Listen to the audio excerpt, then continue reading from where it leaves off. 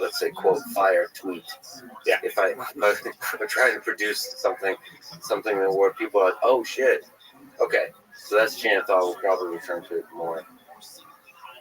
How were they able to achieve such low cost on the training and the inference? Maybe we could talk the training first. Yeah, so there's two main techniques that they implemented that are probably the majority of their efficiency, and then there's a lot of implementation details that maybe we'll gloss over or get into later that sort of contribute to it. But those two main things are, one is they went to a mixture of experts model, which we'll define in a second, and then the other thing is that they invented this new technique called MLA, latent attention. Both of these are big deals. Mixture of experts is something that's been in the literature for a handful of years, and OpenAI with GPT-4 was the first one to productize a mixture of experts model. And what this means is when you look at the common models around that most people have been able to interact with that are open, right? Think Llama. Llama is a dense model, i.e. every single parameter or neuron is activated as you're going through the model for every single token you generate, right? Now, with a mixture of experts model, you don't do that, right? How does the human actually work, right? It's like, oh, well, my visual cortex is active when I'm thinking about, vision tasks and like, other things, right? My amygdala is when I'm scared, right? These different aspects of your brain are focused on different things. A mixture of experts model attempts to approximate this to some extent. It's nowhere close to what a brain architecture is, but different portions of the model activate, right? You'll have a set number of experts in the model and a set number that are activated each time. And this dramatically reduces both your training and inference cost. Because now if you think about the parameter count as the sort of total embedding space for all of this knowledge that you're compressing down during training, when you're embedding this data in, instead of having to activate every single parameter every single time you're training or running inference, now you can just activate on a subset. And the model will learn which expert to route to for different tasks. And so this is a humongous innovation in terms of, hey, I can continue to grow the total embedding space of parameters. And so DeepSeek's model is 600 something billion parameters, right? Relative to Llama 405B, it's 405 billion parameters, right? Relative to Llama 70B, it's 70 billion parameters, right? So this model technically has more embedding space for information, right? To compress all of the world's knowledge that's on the internet down. But at the same time, it is only activating around 37 billion of the parameters. So only 37 billion of these parameters actually need to be computed every single time you're training data or inferencing data out of it. And so versus again, a Llama model, 70 billion parameters must be activated, or 405 billion parameters must be activated. So you've dramatically reduced your compute cost when you're doing training and inference with this mixture of experts architecture. So we break down where it actually applies and go into the transformer. Is that useful? Let's go to the transformer. So the transformer is a thing that is a lot, and we will not cover Welcome. in detail. Essentially, the transformer is attention. How are you? And then a traditional.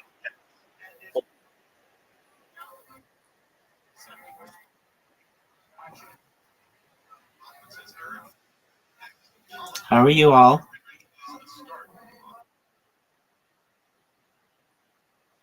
You got it. You ready, Connor? Connor, are you ready?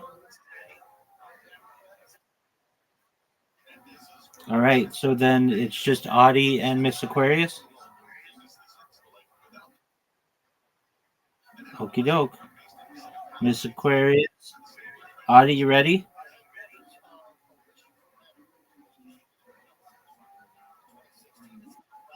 Audie. Okay, very well.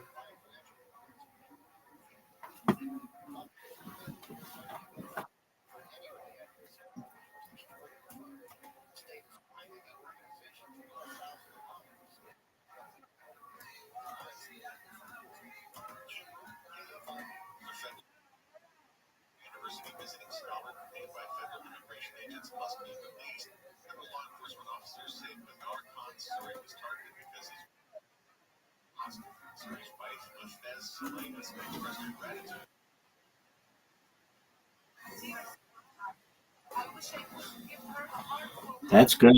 That's good.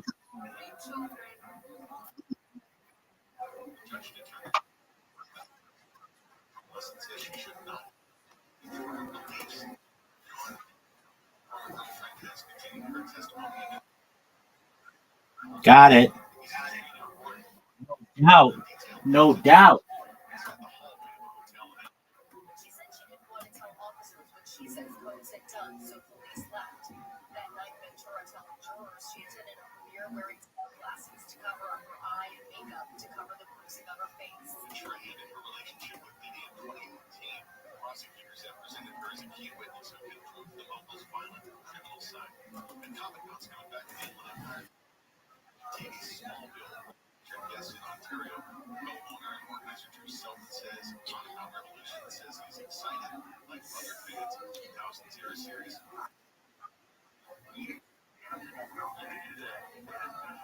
Nice.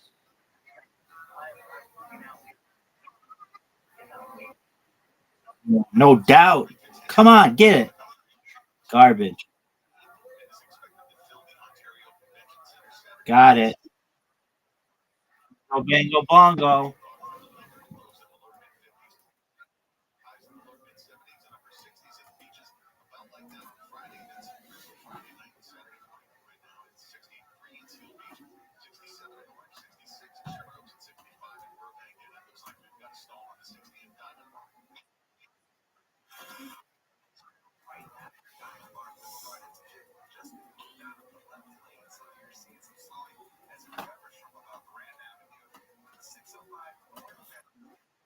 Nice try. Get it. Oh, come on. Are you serious? Get it. You serious?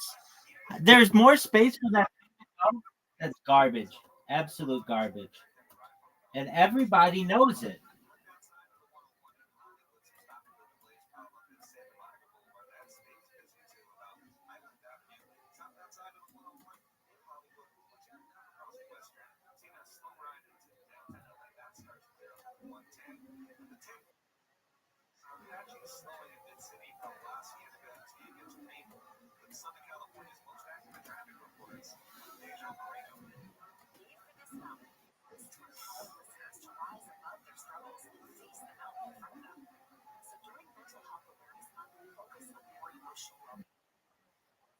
Nice spare.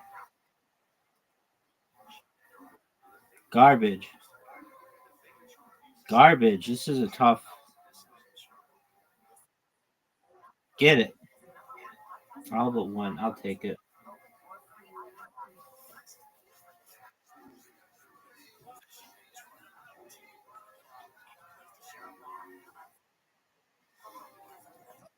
You'll get it. You'll get it.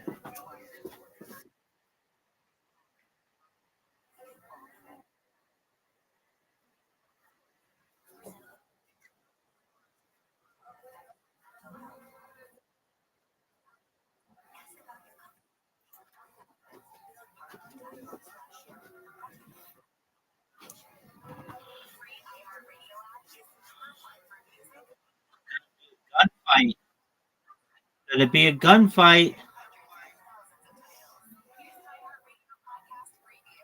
I need 8. I got 8.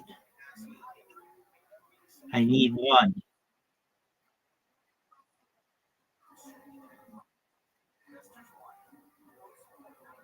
Bonus points here.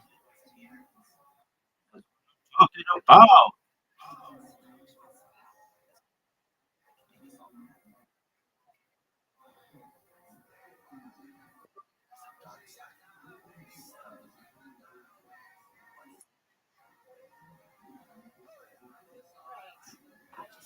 all right, Mr. Aquarius.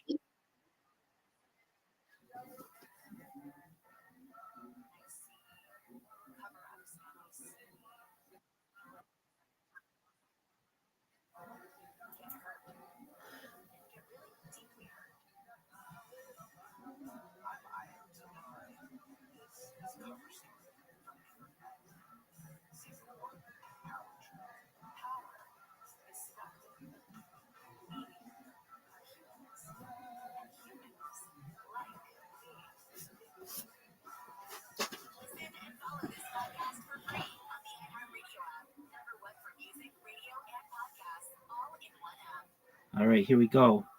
No doubt, no doubt. Oh, this is a tough split.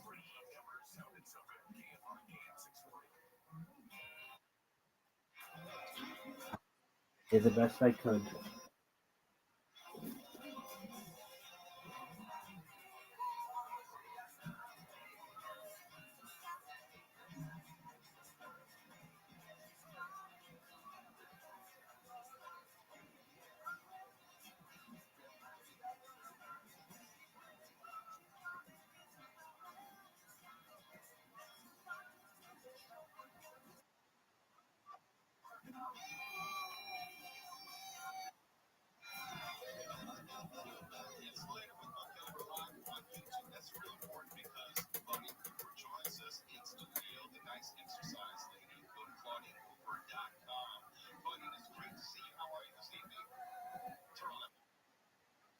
Yes, ma'am.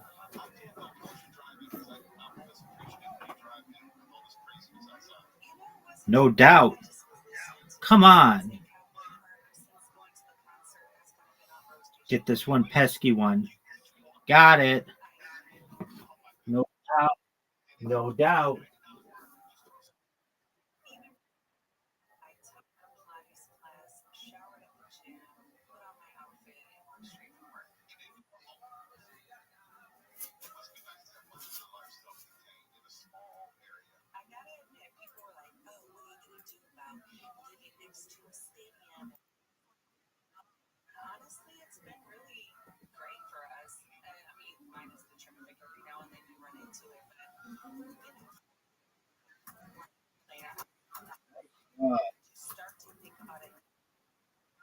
Yes, ma'am.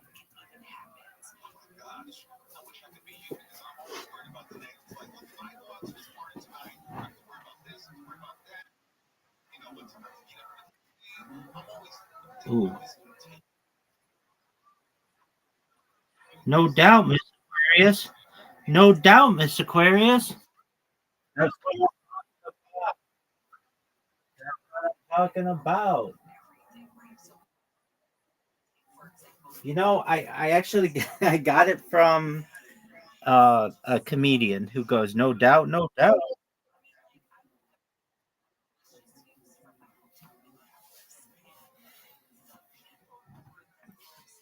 Shout out to the comedian Michael Larry. He would just go, "No doubt, no doubt." Oh, look at this! What a strike!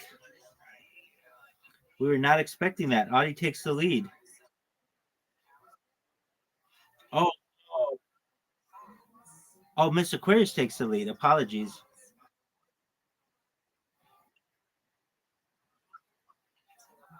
Oh, I hear how it is. You're ganging up on me. Collusion. Our opponent.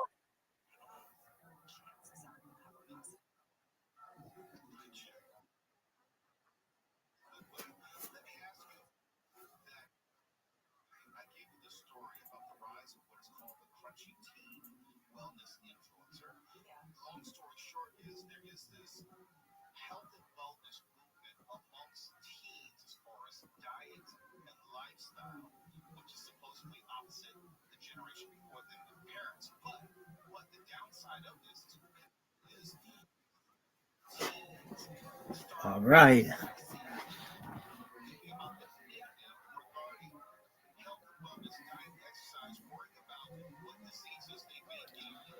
Wow.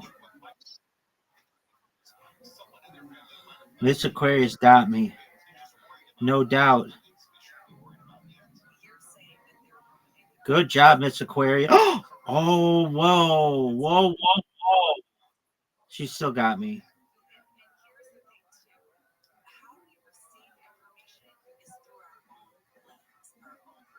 Miss Aquarius. Yes, we do. Good job, you. Look, good job, Miss Aquarius.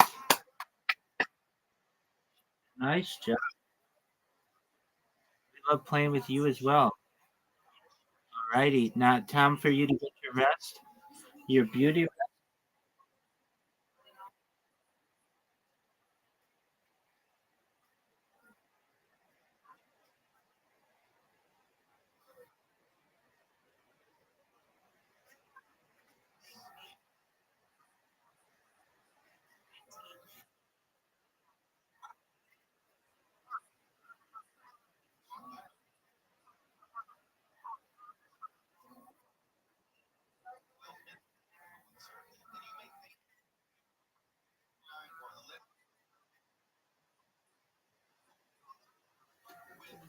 We hope that you recover.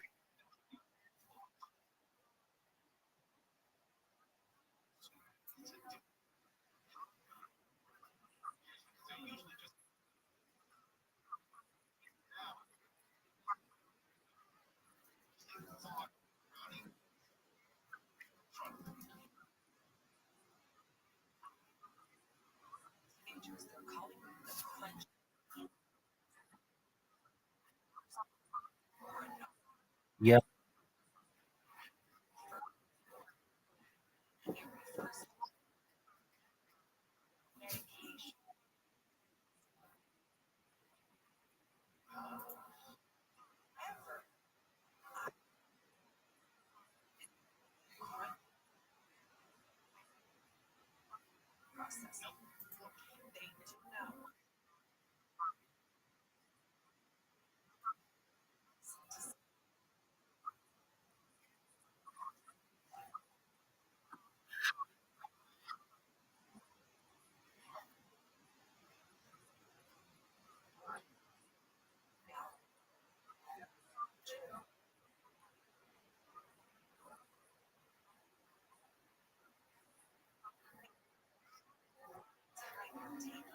Yep.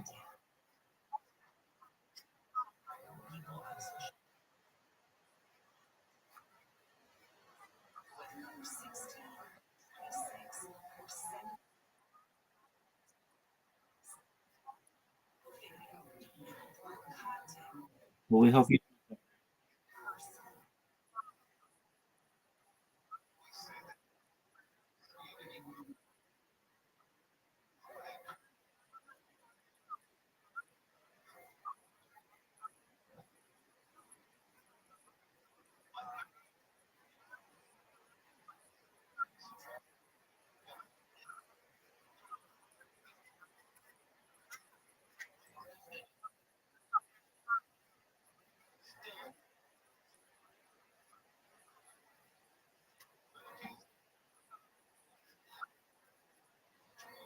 Right now? Absolutely.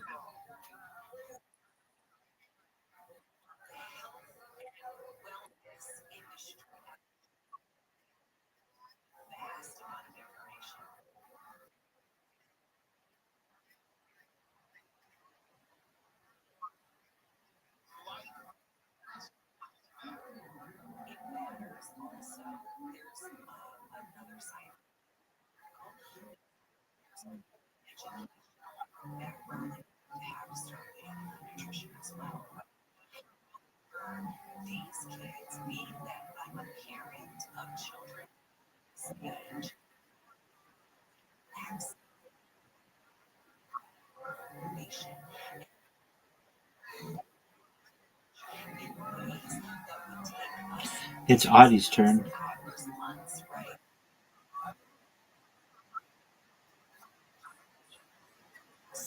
Get the strike. That looks good. Get it, get it, get it, get it.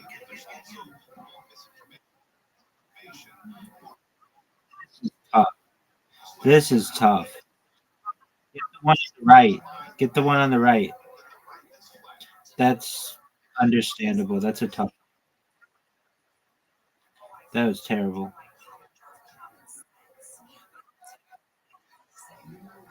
I'm gonna get this though, no doubt. Boo! Total doubt. Total doubt.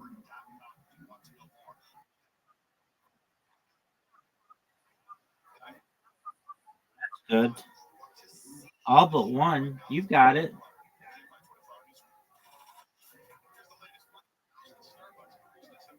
Oh, she's got it.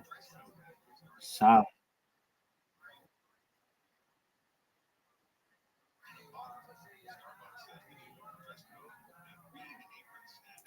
Wow. It's like she hurt.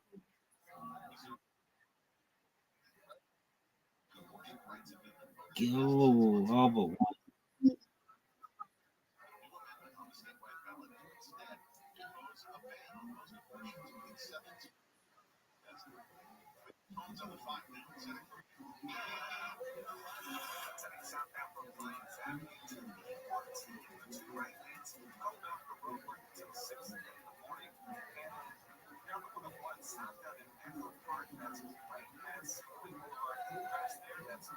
Get it, Mr. Aquarius.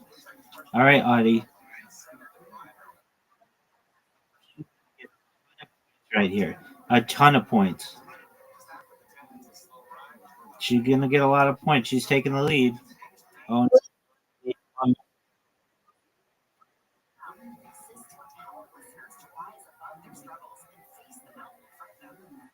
at the lead. Out, no doubt.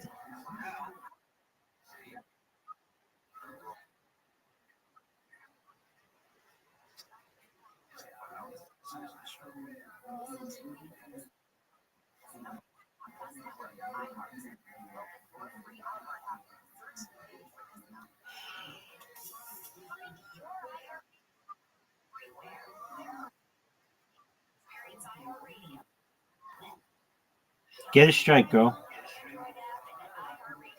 Oh, that looks perfect. That was good. That that had everything perfect.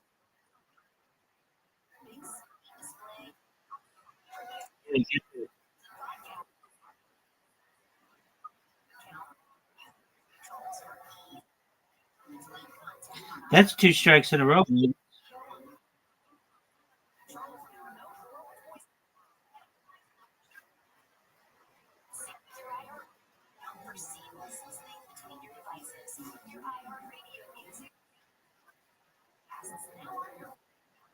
Oh, perfect.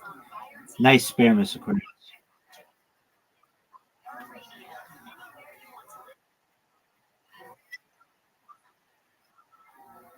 You've got the lead.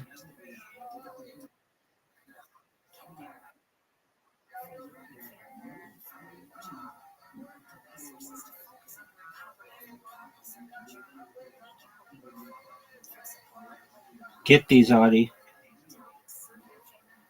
Oh, that's perfect. Nice spare.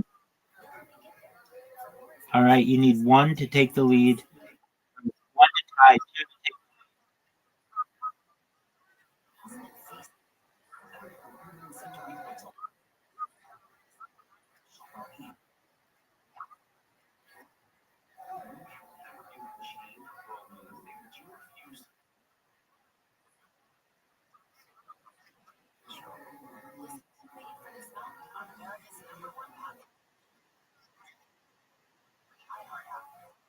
Very well.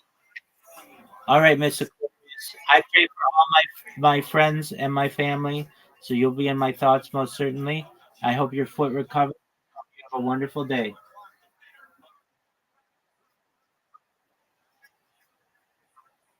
Excellent. Sweet dreams.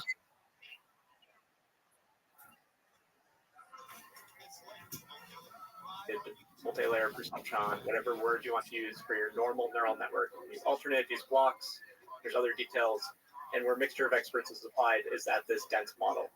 The dense model holds most of the weights if you count them in a transformer model. So you can get really big gains from this mixture of experts on parameter efficiency to training inference because you get this efficiency by not activating all of these parameters. We should also say that a transformer is a giant neural network. Yes. And then there's, for 15 years now, this is what's called the deep learning revolution. Networks gotten larger and larger, and at a certain point, the scaling laws appeared where people realized This is a scaling law shirt, representing scaling laws, where it became more and more formalized that bigger is better across multiple dimensions of what bigger means. So, but these are all sort of neural networks we're talking about, and we're talking about different architectures of how to construct these neural networks, such that the training and the inference on them is super efficient. Yeah, every different type of model has a different scaling law for it, which is effectively for how much compute you put in, the architecture will get to different levels of performance that tests have. And mixture of experts is one of the ones at training time, even if you don't consider the inference benefits, which are also big. At training time, your efficiency with your GPUs is dramatically improved by using this architecture if it is well implemented. So you can get effectively the same performance model in evaluation scores with numbers like 30% less compute. There's going to be a wide variation depending on your implementation details and stuff. But it is just important to to realize that this type of technical innovation is something that gives huge gains. And I expect most companies that are serving their models to move to this mixture of experts implementation. Historically, the reason why not everyone might do it is because of the implementation complexity, especially when doing these big models. So one of the things that DeepSeek gets credit for is they do this extremely well. They do mixture of experts extremely well. This architecture for what is called DeepSeek MOE. MOE is the shortened version of mixture of experts. Is multiple pages there. This part of their training infrastructure is not new to these models alone, and same goes for what Phil mentioned with multi-head rate and attention. It's all about reducing memory usage during inference, and same thing during training by using some fancy low-rank structures and that. If we get into the details with this weight and attention, it's one of those things I look at and think, okay, this is doing really complex implementations, but there's other parts of the language models, such as embeddings that are used to extend the context length. The common one that you use is rotary positional embeddings called rope. And if you want to use rope with a normal MOE, it's kind of a sequential thing. You take two of the attention matrices and you rotate them by a complex value rotation, which is a matrix multiplication. With DeepSeek's MLA, this new attention architecture, they need to do some clever things because they're not set up the same, and it just makes the implementation complexity much higher. So they're managing all of these things. These are probably the sort of things that OpenAI, these closed labs are doing. We don't know if they're doing the exact same techniques, but they actually shared them with the world, which is really nice. This is the cutting edge of efficient language model training. And some of this requires low-level engineering. Just it's a giant mess with trickery. So as I understand, it went below CUDA. So they go super low programming of GPUs. Effectively, NVIDIA built this library called Nickel, right? In which, when you're training a model, you have all these communications between every single layer of the model, and you may have over 100 layers. What does Nickel stand for? It's NCCL. NVIDIA Communications Collectives Library. Nice. And so Damn. when you're training a model, right, you're going to have all reduces and all gathers, right? Between each layer, between the multi-layer perceptron or feed-forward network and the attention mechanism, you'll have basically the model synchronized, right? Or you'll have all reducer and all gathers. And this is a communication between all the GPUs in the network, whether it's in training or inference. So NVIDIA has a standard library. This is one of the reasons why it's really difficult to use anyone else's hardware for training, is because no one's really built the standard communications library. And NVIDIA's done this at a sort of a higher level, right?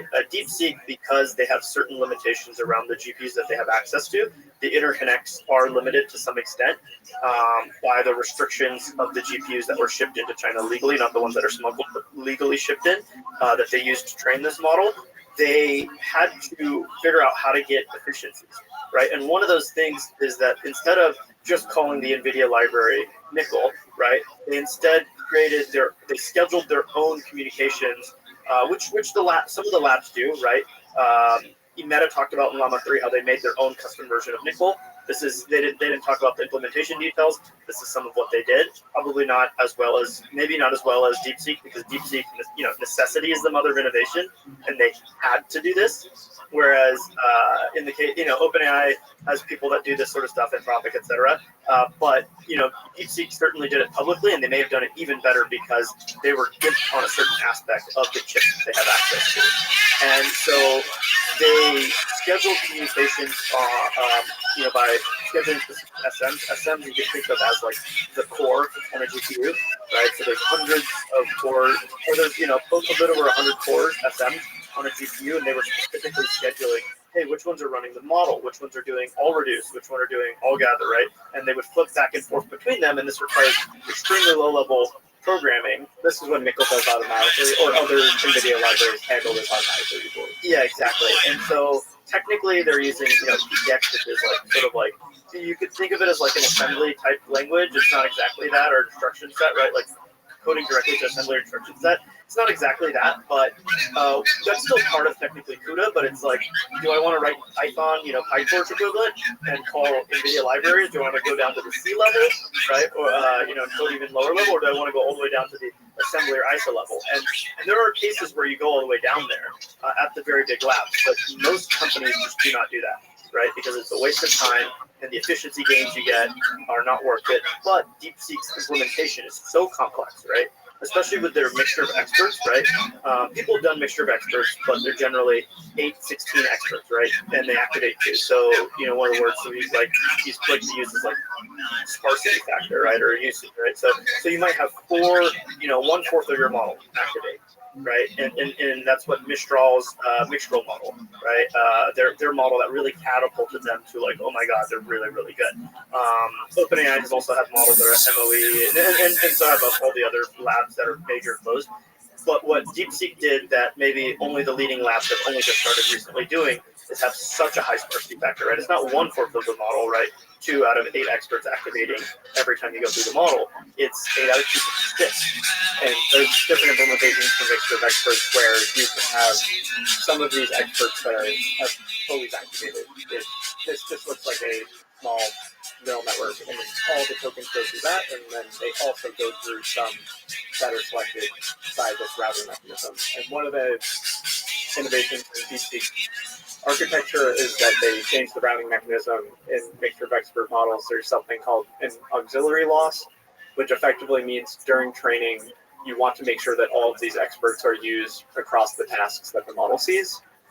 Why there can be failures in mixture of experts is that when you're doing this training, the one objective is token prediction accuracy.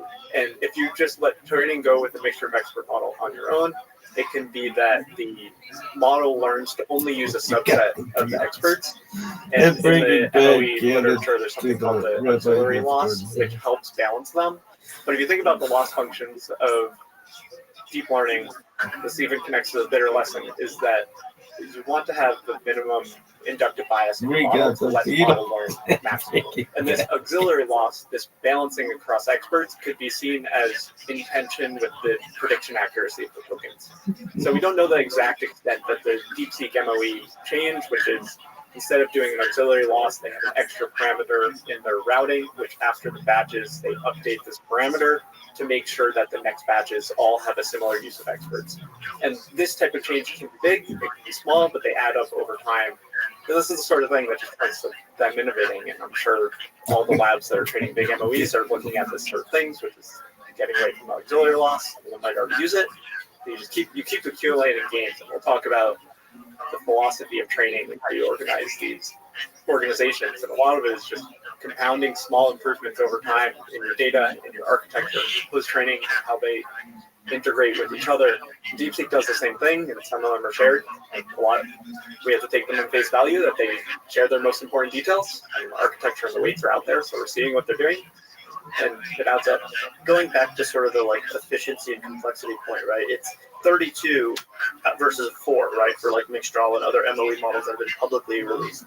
So this ratio is extremely high, and sort of what Nathan was getting at there was when you have such a different level of sparsity, you can't just have every GPU have the entire model, right? The model's too big, there's too much complexity there, so you have to split up the model with different types of parallelism, right? And so you might have different experts on different GPU nodes, but now what happens when, this set of data that you get, hey, all of it looks like this one way, and all of it should route to one part of my, model, right? So when all of it routes to one part of the model, then you can have this overloading of a certain set of the GPU resources or a certain set of the GPUs, and then the rest of the training network sits idle because all the tokens are just routing to that. So this is the biggest. Welcome. How are you? Running a very sparse. Welcome. How are you? No need to apologize. How are you? I'm well. Did you find out about me from Blue Sky?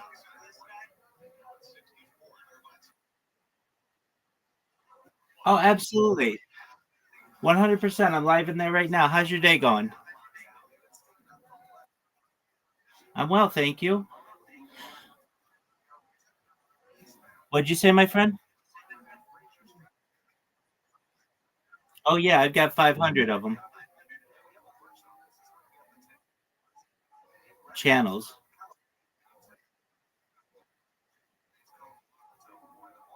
Yeah, I'm live. Believe it or not, they do.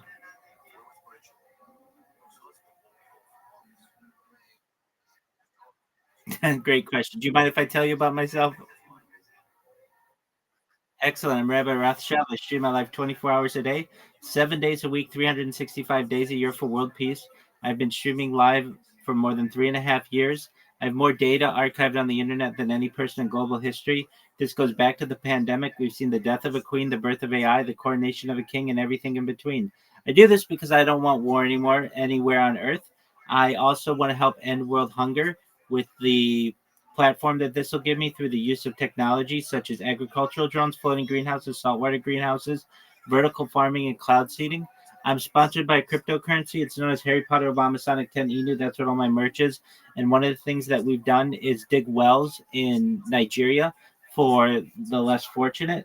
I want to continue with those types of projects to help end world thirst. Additionally, I'm an advocate for the Life Straw program and major advocate for desalination technology, where we pump earth seawater onto land to make it drinkable. Have you ever seen the movie The Truman Show or the television show Big Brother?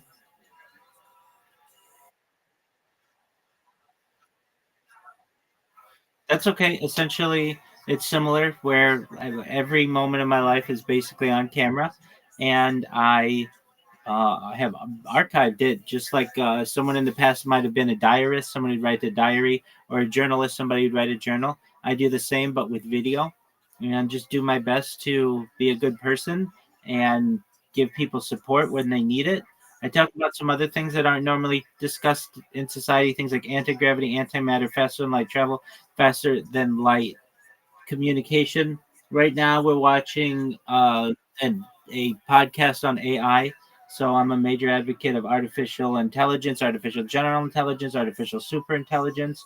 We talk about quantum computing. We talk about things like alien disclosure and things like de-extinction. People don't know this, but the first successful de-extinction took place in the year 2003 with the Pyrenean ibex, which was a goat located in northern Spain, southern France. Fast forward to the year 2021, a company out of Dallas, Texas is founded known as Colossal Scientific. They've made it their goal that within the next 3 years to reintroduce the woolly mammoth into the Arctic Circle utilizing African elephant surrogates, which I just think is mind-blowing information. They also just recently made news about their progression of de-extincting essentially a type of direwolf. They also want to reintroduce the Tasmanian tiger, followed by the dodo bird once they reintroduce the woolly mammoth with it. I just think is really exciting. I talk about some other things that are perhaps going to be of benefit to you.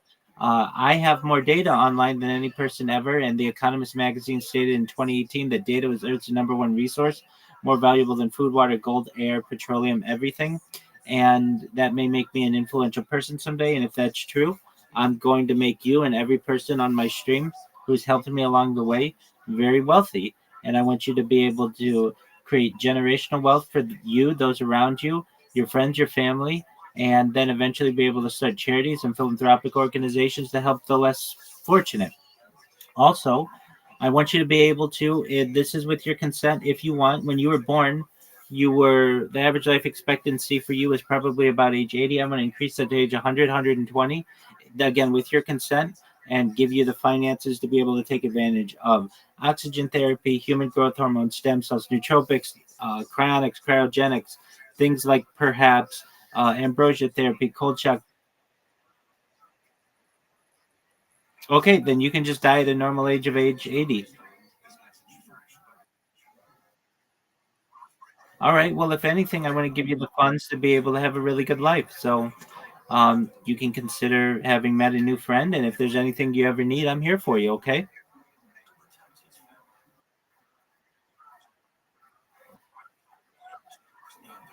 Excellent. I'm very good.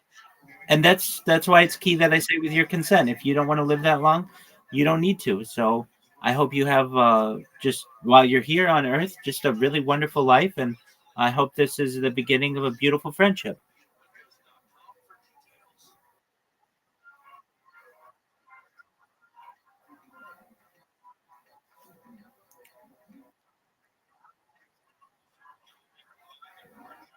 Oh yeah, absolutely. I'm live right now on 18 different YouTube channels. I have over 100 YouTube channels. I have over 200 Instagram accounts. I have over 500 Twitch accounts, over 1,000 TikTok accounts, over 2,000 Twitter accounts, over 5,000 Blue Sky accounts, and over 10,000 Kick accounts. I have more social media than any person on earth.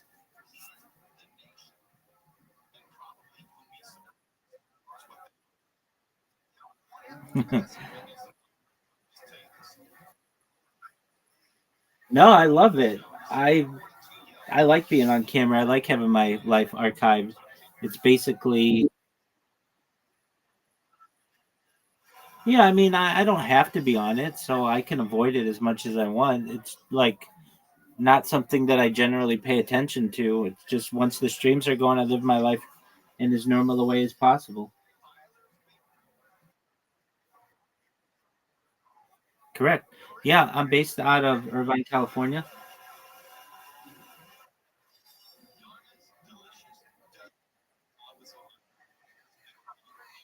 All right. Well, basically Los Angeles. No, I know. I'm saying Irvine is basically Los Angeles. Where you, well, you don't, you, are you a Wolverine fan? Wolverines or Spartans? Wolverines or Spartans?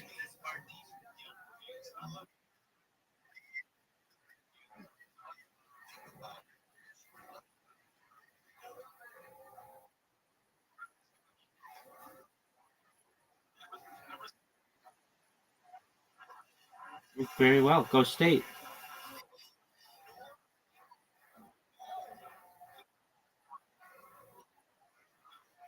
Absolutely. Absolutely. Whenever you're bored, feel free to come in here and we'll love to get to know you better, okay? Excellent. Take care. Peace. Oh, absolutely. Thank you for being so polite. Model, this 32 ratio versus this 4 ratio, is that you end up with so many of the experts just sitting there idle. So how do I load balance between them? How do I schedule the communications between them? This is a lot of the extremely low level detailed work that they figured out in the public first and potentially second or third in the world, and maybe even first in some cases. What lesson do you, in the direction of the better lesson, do you take from all of this? Where is this going to be the direction where a lot of the game is going to be, which is this kind of low-level optimization? Or is this a short-term thing where the biggest gains will be more on the algorithmic high-level side of post-training? Is this like a short-term leap because they've figured out a hack because constraints, necessity is the mother of invention? Or is there still a lot of gains? I think we should summarize what the bitter lesson actually is about. The bitter lesson, essentially, if you paraphrase it, is that the types of training that will win out in deep learning as we go are those methods that are scalable in learning and search, is what it calls out.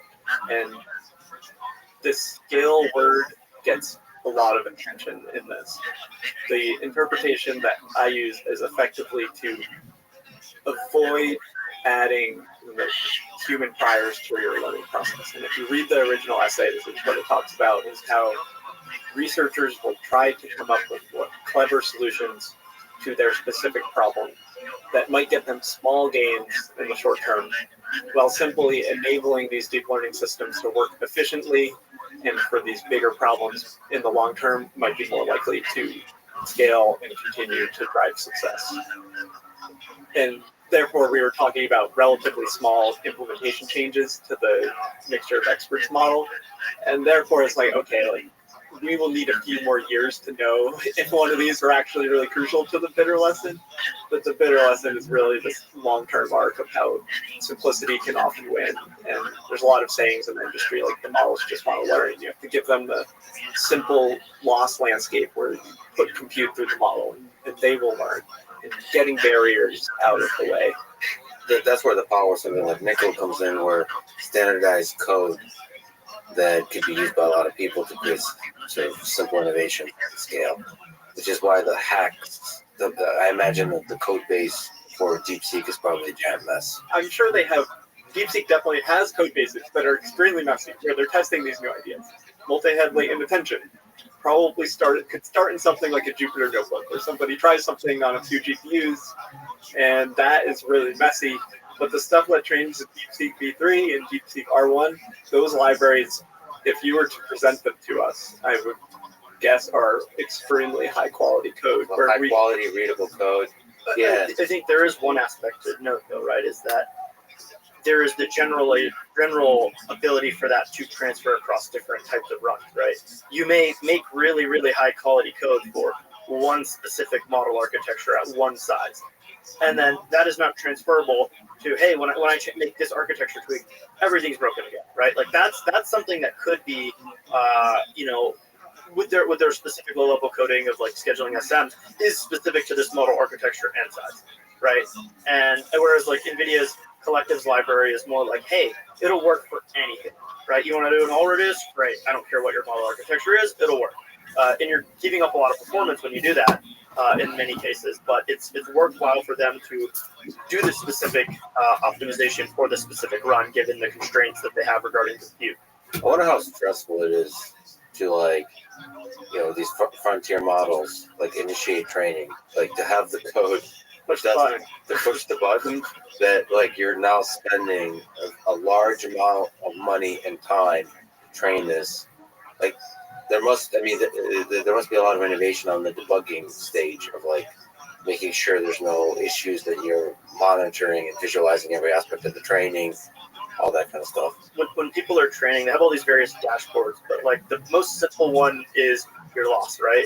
And it continues to go down, but in reality, especially with more complicated stuff like MOE, the biggest problem with it, or FP8 training, which is another innovation, going to a lower precision number format, i.e. less accurate, is that you end up with loss spikes, right? And no one knows why the loss spike happened. And for a long time, some of them are bad data. Can I give an AI2's example of what blew up our earlier models? Is a subreddit called Microwave Gain.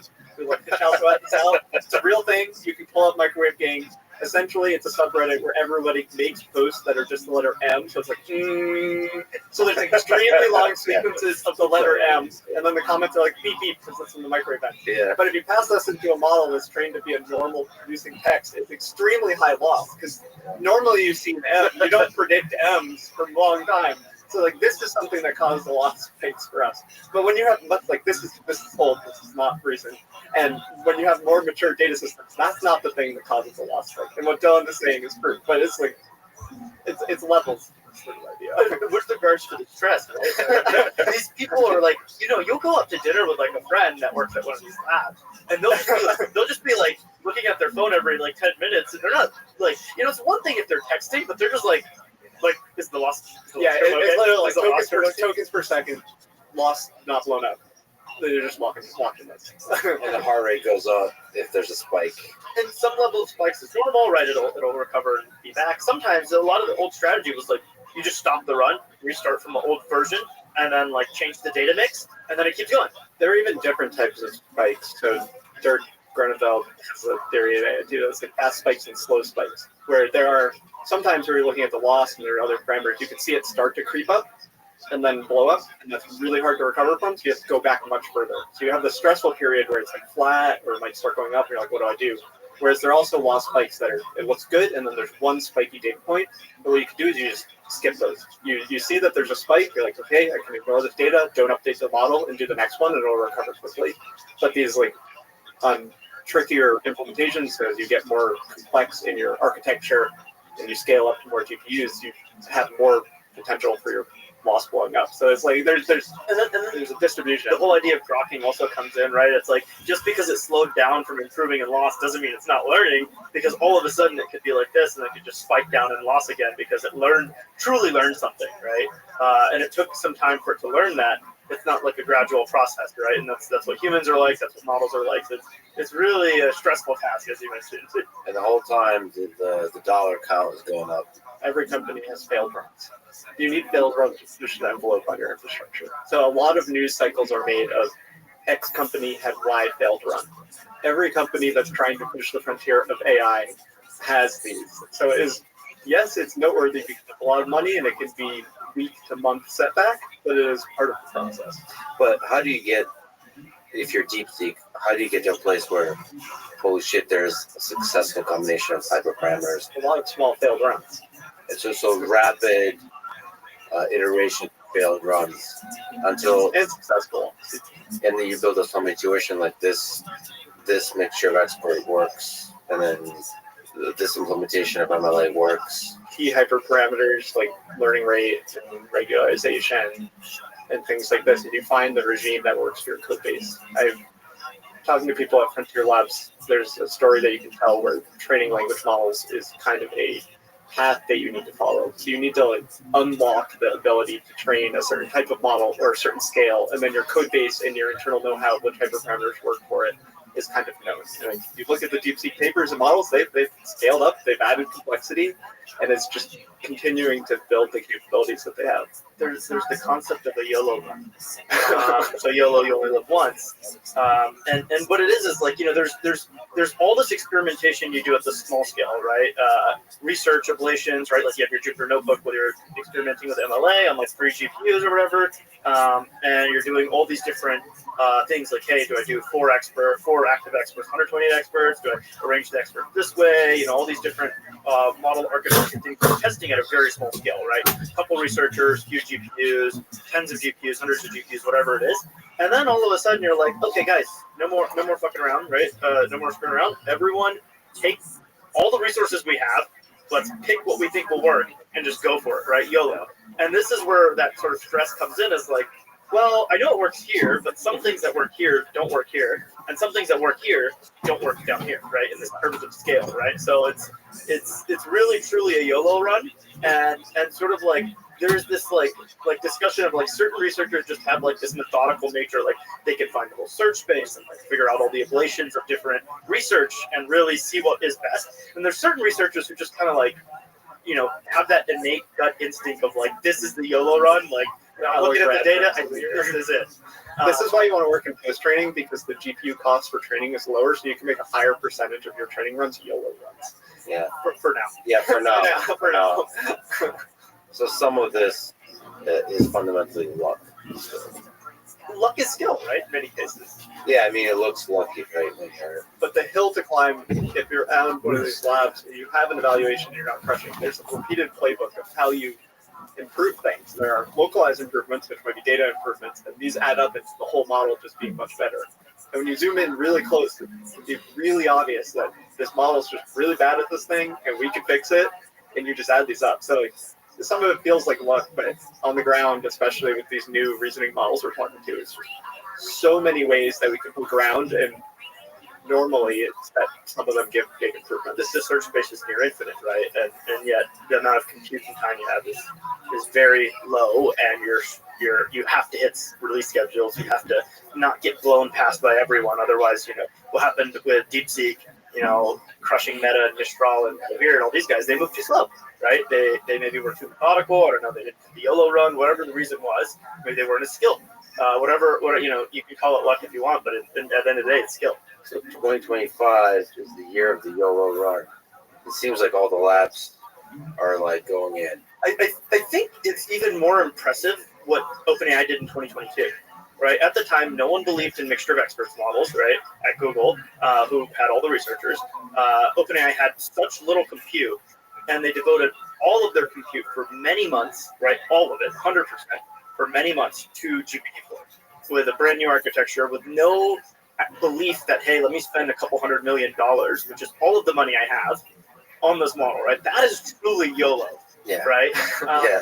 Now people are like, all these like training run failures that are in the media, right? It's like, okay, great, but like actually a lot of huge chunk of my GPUs are doing inference. I still have a bunch doing research constantly, and yes, my biggest cluster is training, but like on this YOLO run, but like that YOLO run is much less risky than like what OpenAI did in 2022, or maybe what DeepSeek did now, or like sort of like, hey, we're just gonna throw everything in there. The big winners throughout human history are the ones who are willing to do YOLO at some point.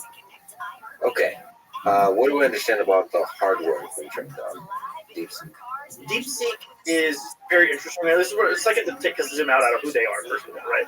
Highflyer is a hedge fund that has historically done quantitative trading in China as well as elsewhere, and they have always had a significant number of GPUs, right? In the past, a lot of these high-frequency trading, algorithmic quant traders used FPGAs, but it shifted to GPUs definitely, and there's both, right? But GPUs especially, and Highflyer, which is the hedge fund that owns DeepSeek, and everyone who works for DeepSeek is part of Highflyer to some extent, right? It's the same parent company, same owner, same CEO.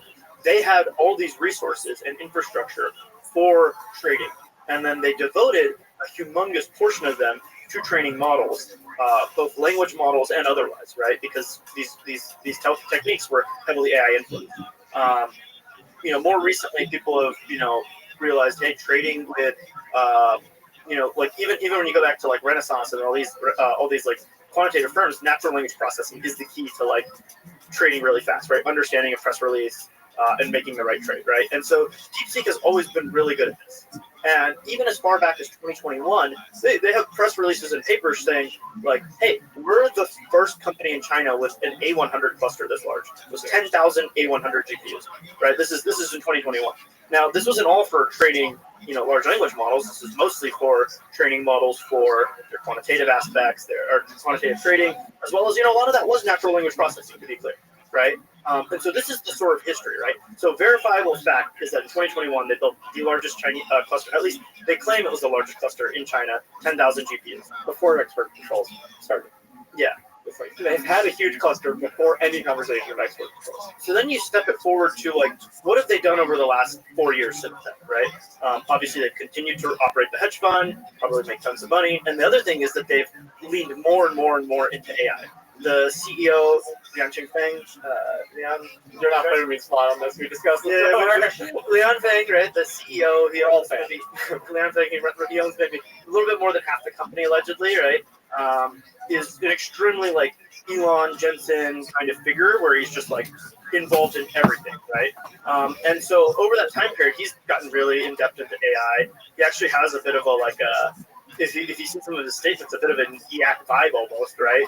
Total AGI vibe. So like, we need to do this. We need to make a new ecosystem of open AI. We need China to lead on this sort of ecosystem because historically the Western countries have led on software ecosystems, and it straight up acknowledges like in order to do this, we need to do something different.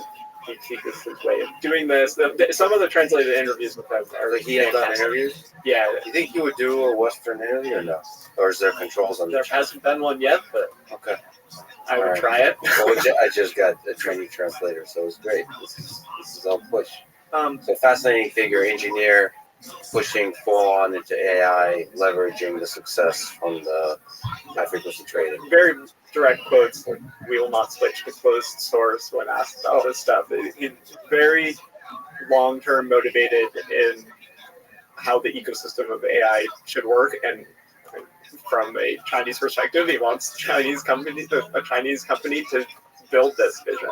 And so this is sort of like the quote unquote visionary behind the company, right? This hedge fund still exists, right? This quantitative firm. And so DeepSeek is the sort of slowly he got turned to this full view of like AI, everything about this, right? But at some point it slowly maneuvered and he made DeepSeek. And DeepSeek has done multiple models since then. They've acquired more and more GPUs. They share infrastructure with the fund, right? And so, there is no exact number of public GPU resources that they have, but besides this 10,000 GPUs that they bought in 2021, right? And they were fantastically profitable, right? And then this paper claims they did only 2,000 H800 GPUs, which are a restricted GPU that was previously allowed in China, but no longer allowed, and there's a new version. But it's basically NVIDIA's H100 for China, right? And there's some restrictions on it, specifically around the communications speed, the interconnect speed, right? Which is why they had to do this crazy SM, scheduling stuff, right? So going back to that, right? It's like, this is obviously not true in terms of their total GPU count. Obvious and available GPUs, but for this training run, do you think 2,000 is the correct number or no?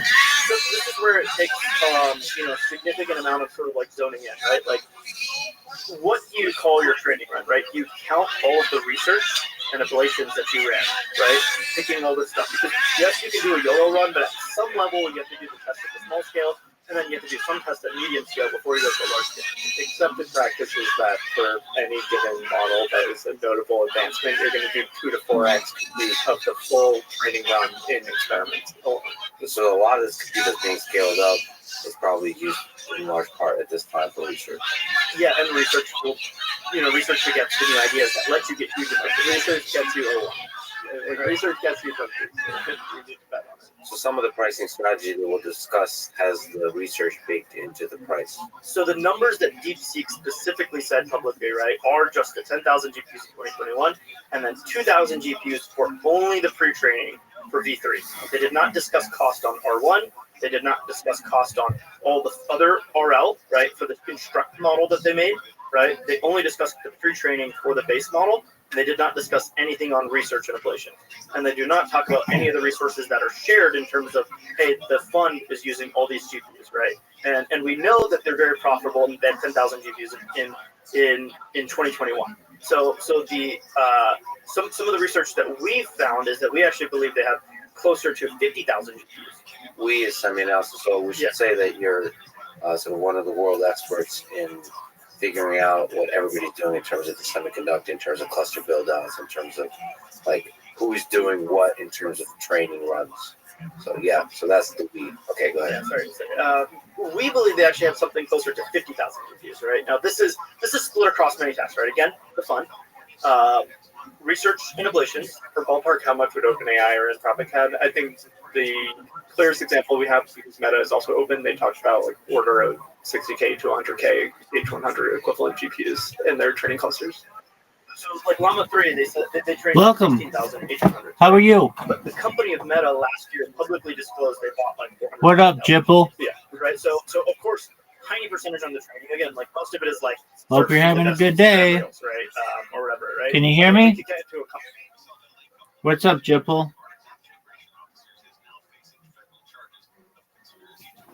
I hope you're well. Cost of, like, what is the cost of ownership for a 2,000 GPU cluster, 10,000? Like, there's just different sizes of companies that can afford these things, and DeepSeek is reasonably big. Their compute allocation compared is one of the top few in the world. It's not OpenAI, Anthropic, etc., but they have a lot of. Can you generalize just zoom out and also talk about the Hopper architecture, the NVIDIA Hopper GPU architecture, and the difference between H100 and H800, like you mentioned, the interconnects? Yeah, so there's, Ampere was the A100, and then H100 Hopper, right? People are using them synonymously in the US because really there's just H100 and now there's H200, right? But same thing, mostly. In China, they've had different salvos of export restrictions. So initially, the U.S. government limited on a two-factor scale, right, which is chip interconnect versus flops, right? So any chip that had interconnects above a certain level and flops above a certain floating point operation above a level was restricted. Later, the government realized that this was a flaw in the restriction, and they cut it down to just floating point operations. And so H800 had high flops, low communication. Exactly. So the H800 was the same performance as H100 on flops, right? But it didn't have it just had the interconnect bandwidth cut. DeepSeek knew how to utilize this. Hey, even though we're cut back on the interconnect, we can do all this fancy stuff to figure out how to use the GPU fully anyway, right? And so that was back in October 2022. But later in 2023, end of 2023, implemented in 2024, the U.S. government banned the H800, right? And so, by the way, this H800 cluster, these 2,000 GPUs, was not even purchased in 2024, right? It was purchased in late 2023. And they're just getting the model out now, right? Because it takes a lot of research, etc. H800 was banned, and now there's a new chip called the H20. The H20 is cut back on only flops, but the interconnect bandwidth is the same.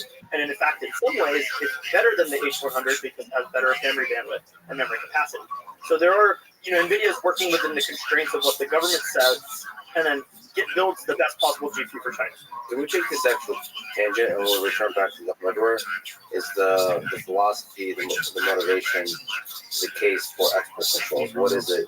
Gary Amadej published a blog post about export controls. The case he makes is that if AI becomes super powerful, he says by 2026, we'll have AGI or super powerful AI, and that's going to give a significant, whoever builds that will have a significant military advantage. And so, because the United States is a democracy, and as he says, China is authoritarian or has authoritarian elements, you want a unipolar world with a super powerful military because of the AI is one that's a democracy. It's a much more complicated world geopolitically when you have two superpowers with super powerful AI and one is authoritarian.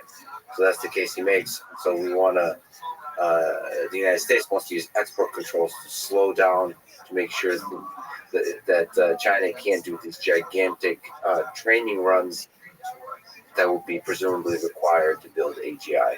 This is very abstract. I think this can be the goal of how some people describe export controls, is this super powerful AI. And you touched on the training run idea. There's not many worlds where China cannot train AI models. Export controls are kneecapping the amount of compute or the density of compute that China can have. And if you think about the AI ecosystem right now, as all of these AI companies, revenue numbers are up and to the right. Their AI usage is just continuing to grow. More GPUs are going to inference. A large part of export controls, if they work, is just that the amount of AI that can be run in China is going to be much lower. So on the training side, DeepSeek V3 is a great example that you have a very focused team that can still get to the frontier of AI. On this 2,000 GPUs is not that hard to get, all considering in the world. They're still going to have those GPUs. They're still going to be able to train models. But if there's going to be a huge market for AI, if you have strong export controls and you want to have 100,000 GPUs just serving the equivalent of ChatGPT clusters, with good export controls, it also just makes it so that AI can be used much less. And I think that is a much easier goal to achieve than trying to debate on what AGI is. And if you have these extremely intelligent autonomous AIs and data centers, like those are the things that could be running in these GPU clusters in the United States, but not in China. To some extent, training a model does effectively nothing, right? Like, you have a model.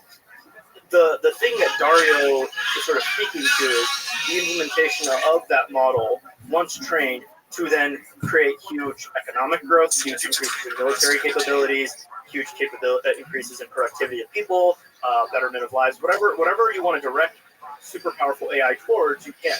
But that requires a significant amount of compute, right? And so the U.S. government has effectively said, and forever, right, that training will always be a portion of the total compute. We mentioned Meta's 400,000 GPUs, only 16,000 made now, right? So the percentage that Meta's dedicating to inference, now this might be for recommendation systems that are trying to hack our mind into spending more time and watching more ads, or if it's this, or if it's for a super powerful AI that's doing productive things. Doesn't matter about the exact use that our economic system decides. It's that can be delivered in whatever way we want. Whereas with China, right, your export restrictions, great. You're never going to be able to cut everything, right? And that's like, I think that's quite well understood by the U.S. government, is that you can't cut everything off. They'll make their own chips. And they're trying to make their own chips. They'll be worse than ours. But this is the whole point, is to just keep a gap, right? And therefore, at some point, as the AI, in a world where 2-3% economic growth, this is really dumb, by the way, right? To cut off, high tech and not make money off of it. But in a world where super powerful AI comes about and then starts creating significant changes in society, which is what all the AI leaders and big tech companies believe, I think super powerful AI is going to change society massively. And therefore, this compounding effect of the difference in compute is really important. There's some sci-fi out there where like AI is like measured in the power of like how much power is delivered to compute, right? Or how much is being, that's sort of a way of thinking about what's the economic output, is just how much power are you directing towards that AI. You're talking about reasoning models with this as a way that this might be actionable as something that people can actually see. So the reasoning models that are coming out with R1 and O1, they're designed to use more compute. There's a lot of fuzzy words in the AI community about this: test time compute, inference time compute, whatever. But Dylan has good research on this. You can get to the specific numbers on the ratio of when you train a model. You can look at things about the amount of compute used at training and amount of compute used at inference. These reasoning models are making inference way more important to doing complex tasks. in the fall, in December, their OpenAI announced this O3 model. There's another thing in AI when things move fast, we get both announcements and releases. Announcements are essentially blog posts where you pat yourself on the back and you say you did things, and releases are when the models out there, the papers out there, etc. So OpenAI has announced O3. We can check if O3 mini is out as of recording potentially, but that doesn't really change the point, which is that the breakthrough result was something called ARC-AGI task, which is the abstract reasoning corpus, a task for artificial general intelligence. Francois Chile is the guy who's been, it's a multi-year-old paper, it's a brilliant benchmark. And the number for OpenAI O3 to solve this was that it used some sort of number of samples in the API. The API has a thinking effort and number of samples. They used 1,000 samples to solve this task, and it comes out to be like $5 to $20 per question, which you're putting in effectively a math puzzle, and then it takes orders of dollars to answer one question. And this is a lot of compute. If this is going to take off in the US, OpenAI needs a ton of GPUs on inference to capture this. They have this OpenAI ChatGPT Pro subscription, which is $200 a month, Which Sam said they're losing money on. which means that people are burning a lot of GPUs on inference. And I've signed up with it, I've played with it. I don't think I'm a power user, but I use it. And it's like, that is the thing that a Chinese company with mediumly strong export controls, there will always be loopholes, might not be able to do it all. And if that is the main result for O3 is also a spectacular coding performance, and if that feeds back into AI companies being able to experiment better. So presumably the idea is for an AGI, a much larger fraction of the compute will be used for this test time compute, for the reasoning. So the AGI goes into a room and thinks about how to take over the world, and then, come back in 2.7 hours. This is what it's going to take a lot of compute. This is what people, CEOs or leaders of OpenAI and Anthropic talk about, is like autonomous AI models, which is you give them a task and they work on it in the background. My personal definition of AGI is much simpler. I think language models are a form of AGI, and all of this super powerful stuff is a next step that's great if we get these tools. But the language model has so much value in so many domains. It is a general intelligence to me. But this next step of agentic things where they're independent and they can do tasks that aren't in the training data is what the few-year outlook that these AI companies are driving for. I think the terminology here that Dario uses is super powerful AI. So I agree with you on the AGI. I think we already have something like it's exceptionally impressive. The Alan Turing would for sure say is AGI, but he's referring more to something once in possession of, then you would have a significant military and geopolitical advantage over other nations. So it's not just like you can ask it how to cook an omelet. And he has a much more positive view, and as I say, machines of love and grace. Read into this. I don't have enough background in physical sciences to gauge exactly how confident I am in if AI can revolutionize biology. I'm safe saying that AI is going to accelerate the progress of any computational science. So we're doing a depth first search here on topics, taking tangent with tangent. So let's continue on that depth first search. You said that you're both feeling the AGI. So what's your timeline? Dario's 2026 for the super powerful AI that's basically agentic to a degree where it's a real security threat. That level of AGI. What's your timeline? I don't like to attribute specific abilities because predicting specific abilities and when is very hard. I think mostly if you're going to say that I'm feeling the AGI is that I expect continued rapid surprising progress over the next few years. So something like R1 is less surprising to me from DeepSeek because I expect there to be new paradigms where substantial progress can be made. DeepSeek R1 is so unsettling because we're kind of on this path with ChatGPT. It's getting better, it's getting better, it's getting better. And then we have a new direction for changing the models, and we took one step like this, and we took a step up. So it looks like a really fast slope, and then we're going to just take more steps. So it's just really unsettling when you have these big steps. And I expect that to keep happening. I've tried OpenAI Operator, I've tried Claude computer use. They're not there yet. I understand the idea, but it's just so hard to predict what is the breakthrough that will make something like that work. And I think it's more likely that we have breakthroughs that work with things that we don't know what to do. So everyone wants agents. Dario has very eloquent way of describing them. And I just think that it's like, there's going to be more than that, so you just expect these things to come. I'm going to have to try to pin you down to a date. on the AGI timeline. Like the nuclear weapon moment, the moment where on the geopolitical stage, there's a real, like, because we're talking about export control. When do you think, if you're going to throw out a date, when do you think that would be?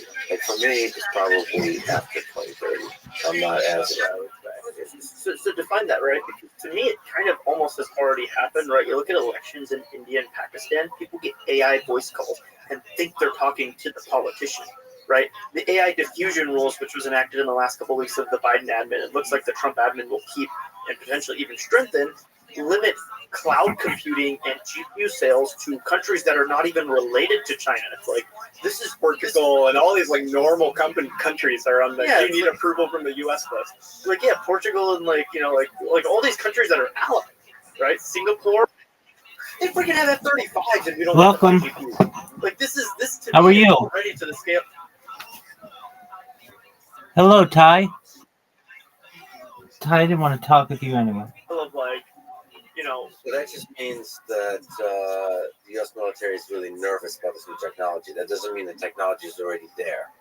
So like they might be just very cautious about this thing that they don't quite understand. That's a really good point.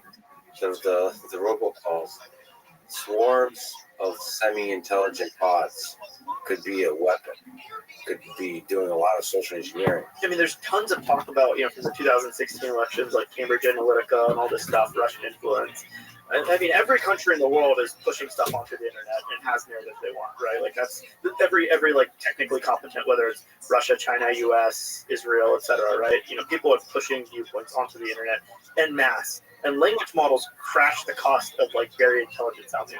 Like There's some research that shows that the distribution is actually one big factor. So language models haven't yet made misinformation particularly changed the equation there. The internet is still ongoing. I think there's a blog, AI Snake Oil, and some of my friends at Princeton that write on this stuff. So there is research. It's a default that everyone assumes, and I would have thought the same thing, is that misinformation is going to get far worse with language models. I think in terms of internet posts and things that people have been measuring, it hasn't been a exponential increase or something extremely measurable. And things you're talking about with voice calls and stuff like that, it could be modalities that are harder to measure. So it's something that it's too soon to tell in terms of. I think that's like political instability via the web is it's monitored by a lot of researchers to see what's happening. I think you're asking about like the AGI thing. If you're making me give a year, I would be like, okay, I have AI CEOs saying this. They've been saying 2 years for a while. I think that people like Dario at Anthropic, the CEO, had thought about this so deeply. I need to take their work seriously, but also understand that they have different incentives. So I would like add a few years to that, which is how you get something similar to 2030 or a little after 2030. I think to some extent we have capabilities that hit a certain point where any one person could say, oh, okay, if I can leverage those capabilities for X amount of time, this is AGI, right? Call it 27, 28. But then the cost of actually operating that capability this is going to be my so extreme that no one can actually deploy it at scale en masse to actually completely revolutionize the economy on a snap of a finger. So I don't think it will be like a snap of the finger moment. Physical constraint. Rather, it'll be the capabilities are here, but I can't deploy it everywhere, right? And so one simple example going back sort of to 2023 was when Bing with GPT-4 came out. Everyone was freaking out about search, right? Perplexity came out. If you did the cost on like, hey, implementing GPT-3 into every Google search, it was like, oh, okay, this is just like physically impossible to implement, right? And as we step forward to like going back to the test time compute thing, right? A query for you ask ChatGPT a question, it costs cents, right? For their most capable model of chat, right? To get a query back. To solve an ArcAGI problem, though, cost $5 to $20, right? And this is only going up from there. This is 1,000, 10,000x factor difference in cost to respond to a query versus do a task. And the task of ArcAGI is not like it's simple to some extent, but it's also like, what are the tasks that we want? AGI, quote unquote, what we have today can do ArcAGI. 3 years from now, it can do much more complicated problems. but the cost is going to be measured in thousands and thousands and hundreds of thousands of dollars of GPU time, and there just won't be enough power, GPUs, infrastructure to operate this, and therefore ship everything in the world on the snap of a finger. But at that moment, who gets to control and point the AGI at a task? And so this was in Dario's post that he's like, hey, China can effectively and more quickly than us point their AGI at military tasks, right? And they have been, in many ways, faster at adopting certain new technologies into their military, right? Especially with regards to drones, right? The U.S. maybe has a long-standing, large air sort of, fighter jet type of thing, bombers. But when it comes to asymmetric arms, such as drones, they've completely leapfrogged the U.S. and the West. And the fear that Dario is sort of pointing out there, I think, is that, yeah, great, we'll have AGI in the commercial sector. The U.S. military won't be able to implement it super fast. Chinese military could, and they could direct all their resources to implementing it in the military, and therefore solving, military logistics, or solving some other aspect of like disinformation for targeted certain set of people, so they can flip a country's politics, or something like that. That is actually like catastrophic. Versus, the U.S. just wants to, because it'll be more capitalistically allocated just towards whatever is the highest return of income, which might be like building, factories better or whatever. So everything I've seen, people's intuition seem to fail on robotics. So you have this kind of general optimism. I've seen this on self-driving cars. People think it's a much easier problem than it is. Similar with drones. Here I understand it a little bit less, but I've just seen the reality of the war in Ukraine and the usage of drones on both sides. And it seems that humans still far outperform any fully autonomous systems. AI is an assistant, but humans drive FPV drones where the humans control most of it, just far outperforms AI systems. So I think it's not obvious to me that we're going to have swarms of autonomous robots anytime soon in the military context. Maybe the fastest I can imagine is 2030, which is why I said 2030 for the super powerful AI. Whenever you have large scale swarms of robots doing military actions, that's when the world just starts to look different to me. So that's the thing I'm really worried about. But there could be cyber war type of technologies that from social engineering to actually just swarms of robots that find attack vectors in our code bases and shut down all grids, that kind of stuff. And it could be one of those things like on any given weekend or something, power goes out, nobody knows why, and the world changes forever. Just power going out for 2 days in all of the United States, that will lead to murder, to chaos. But going back to export controls, do you see that as a useful way to control the balance of power geopolitically in the context of AI? And I think going back to my viewpoint is, if you believe we're in this sort of stage of economic growth and change that we've been in for the last 20 years, the export controls are absolutely guaranteeing that China will win long term, right? If you do not believe AI is going to make significant changes to society in the next 10 years or 5 years, right? Five-year timelines are sort of what the more executives and such of AI companies and even big tech companies believe. But even 10-year timelines, it's reasonable.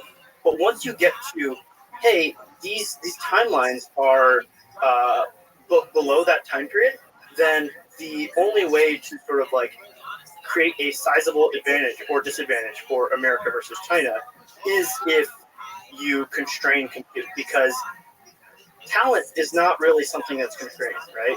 China arguably has more talent, right? More STEM graduates, more programmers. The U.S. can draw upon the world's people, which it does. There's tons of, foreigners in the AI industry. So many of these AI teams are all people without a U.S. passport. And many of them are Chinese people who are moving to America, right? And that's great. That's exactly what we want, right? But there's that talent is one aspect, but I don't think that's one that is a measurable advantage for the U.S. or not. It truly is just whether or not compute, right? Now, even on the compute side, when we look at chips versus data center, right? China has the unprecedented ability to build ridiculous sums of power, clockwork, right? They're always building more and more power. They've got steel mills that like individually are the size of the entire U.S. industry, right? And they've got aluminum mills that consume gigawatts and gigawatts of power, right? And when we talk about what's the biggest data center, right? OpenAI made this huge thing about Stargate, their announcement there. That's like once it's fully built out in a few years, there'll be 2 gigawatts, right, of power, right? And this is still smaller than the largest, industrial facilities in China, right? China, if they wanted to build the largest data center in the world, if they had access to the chips, could. So it's just a question of when, not if, right? So their industrial capacity far exceeds the United States. Exactly. The manufacture stuff. Yeah. So why? So long term, they're going to be manufacturing chips then. Chips are a little bit more specialized. I'm specifically referring to the data centers, right? Fabs take huge amounts of power. Don't get me wrong. That's not necessarily the gating factor there. The gating factor on how fast people can build the largest clusters today in the U.S. is power, right? It is whether it's now it could be power generation, power transmission, substations, and all these sorts of transformers and all these things. Building a data center, these are all constraints on the U.S. industry's ability to build larger and larger training systems, as well as deploy more and more inference compute. I think we need to make the point clear on why the time is now for people that don't think about this, because essentially with export controls, you're making it so China cannot make or get cutting edge chips. And the idea is that if you time this wrong, China is pouring a ton of money into their chip production, and if you time it wrong, they are going to have more capacity for production, more capacity for energy, and figure out how to make the chips and have more capacity than the rest of the world to make the chips, because everybody can buy. They're going to sell their Chinese chips to everybody. They might subsidize them, and therefore, if AI takes a long time to become differentiated, we decap the financial performance of American companies. NVIDIA can sell less. TSMC cannot sell to China. So therefore, we have less demand to keep driving the production cycle. So that's the assumption behind the timing being Less than 10 years or 5 years to above, right? China will win because of these restrictions long term, unless AI does something in the short term, which I believe AI will do. Make massive changes to society in the medium short term, right? And so that's the big unlocker there. And even today, right? If Xi Jinping decided to get, quote unquote, scale built, right? I.e., decide that scaling laws are what matters, right? Just like U.S. executives like Satya Nadella and Mark Zuckerberg and Sundar and all these U.S. executives of the biggest, most powerful tech companies have decided they're scale built, and they're building multi-gigawatt data centers, right? Whether it's in Texas or Louisiana or Wisconsin, wherever it is, they're building these massive things that cost as much as their entire budget for spending on data centers globally in one spot, right? This is what they've committed to for next year, year after, et cetera. And so they're so convinced that this is the way, that this is what they're doing. But if China decided to, they could do it faster than us. But this is where the restrictions come in. It is not clear that China as a whole has decided, from the highest levels, that this is a priority. The U.S. sort of has, right? You see Trump talking about DeepSeek and Stargate within the same week, right? So he's, and the Biden admin as well, had a lot of discussions about AI and such. It's clear that they think about it. Only just last week did DeepSeek meet the second in command of China, right? Like, they have not even met the top lead, right? They haven't met Xi. She hasn't sat down, and they only just released a subsidy of $1 trillion RMB, roughly $160 billion, which is closer to the spending of like Microsoft and Meta and Google combined, right, for this year. So it's like they're realizing it just now, but that's where the export restrictions come in and say, hey, you can't ship the most powerful U.S. chips to China. You can ship a cut down version. You can't ship the most powerful chips to all these countries who we know are just going to rent it to China. You have to limit the numbers, right? And the tools. And same with manufacturing, with CPU tools, all these different aspects. But it all stems from AI, and then what downstream can slow them down in AI. And so the entire semiconductor restrictions, you read them, they are very clear. It's about AI and military civil fusion of technology, right? It's very clear. And then from there it goes, oh, well, we're banning them from buying like lithography tools and etch tools and deposition tools and, oh, this random subsystem from a random company that's like tiny, right? Like, why are we banning this? Because all of it, the U.S. government has decided is critical to AI systems. I think the fulcrum point is like the transition from 7 nanometer to 5 nanometer chips, where I think it was Huawei that had the 7 nanometer chip a few years ago, which caused another political brouhaha, almost like this moment. and then it's like ASML, UV, what is that? Extreme ultraviolet lithography. Just that context on the chips, right? What Nathan's referring to is in 2020, Huawei released their Ascend 910 chip, which was an AI chip, first one on 7 nanometer before Google did, before NVIDIA did. And they submitted it to the MLPerf benchmark, which is sort of an industry standard for machine learning performance benchmark. And it did quite well. And it was the best chip at the submission, right? This was a huge deal. The Trump admin, of course, banned this is 2019, right? Banned the Huawei from getting 7 nanometer chips from TSMC, and so then they had to switch to using internal, domestically produced chips, which was a multi-year setback. Many companies have done 7 nanometer chips, and the question is like, we don't know how much Huawei was subsidizing production of that chip. Like Intel has made 7 nanometer chips that are not profitable, and things like this. So this is how it all feeds back into the economic engine of export controls. Well, so you're saying that for now, Xi Jinping has not felt the AGI, but it feels like the DeepSeek moment might, like, there might be meetings going on now where he's going to start wearing the same T-shirt, and things are going to escalate. I mean, this. He may have woken up last week, right? Lian Feng met the the second command guy, and they had a meeting. And then the next day, they announced the AI subsidies, which are a trillion RMB. Right? So it's possible that this DeepSeek moment is truly the beginning of a Cold War. That's what a lot of people are worried about. People in AI have been worried that this is going towards a Cold War, or already is. But it's not DeepSeek's fault, but there's something, a bunch of factors came together where it was like this explosion. I mean, it all has to do with NVIDIA stock going down. It's just some mass hysteria that happened that eventually led to Xi Jinping having meetings and waking up to this idea. And the U.S. government realized in October 7th, 2022, before ChatGPT released, that restriction on October 7th, which dropped and shocked everyone. And it was very clearly aimed at AI. Everyone was like, what the heck are you doing?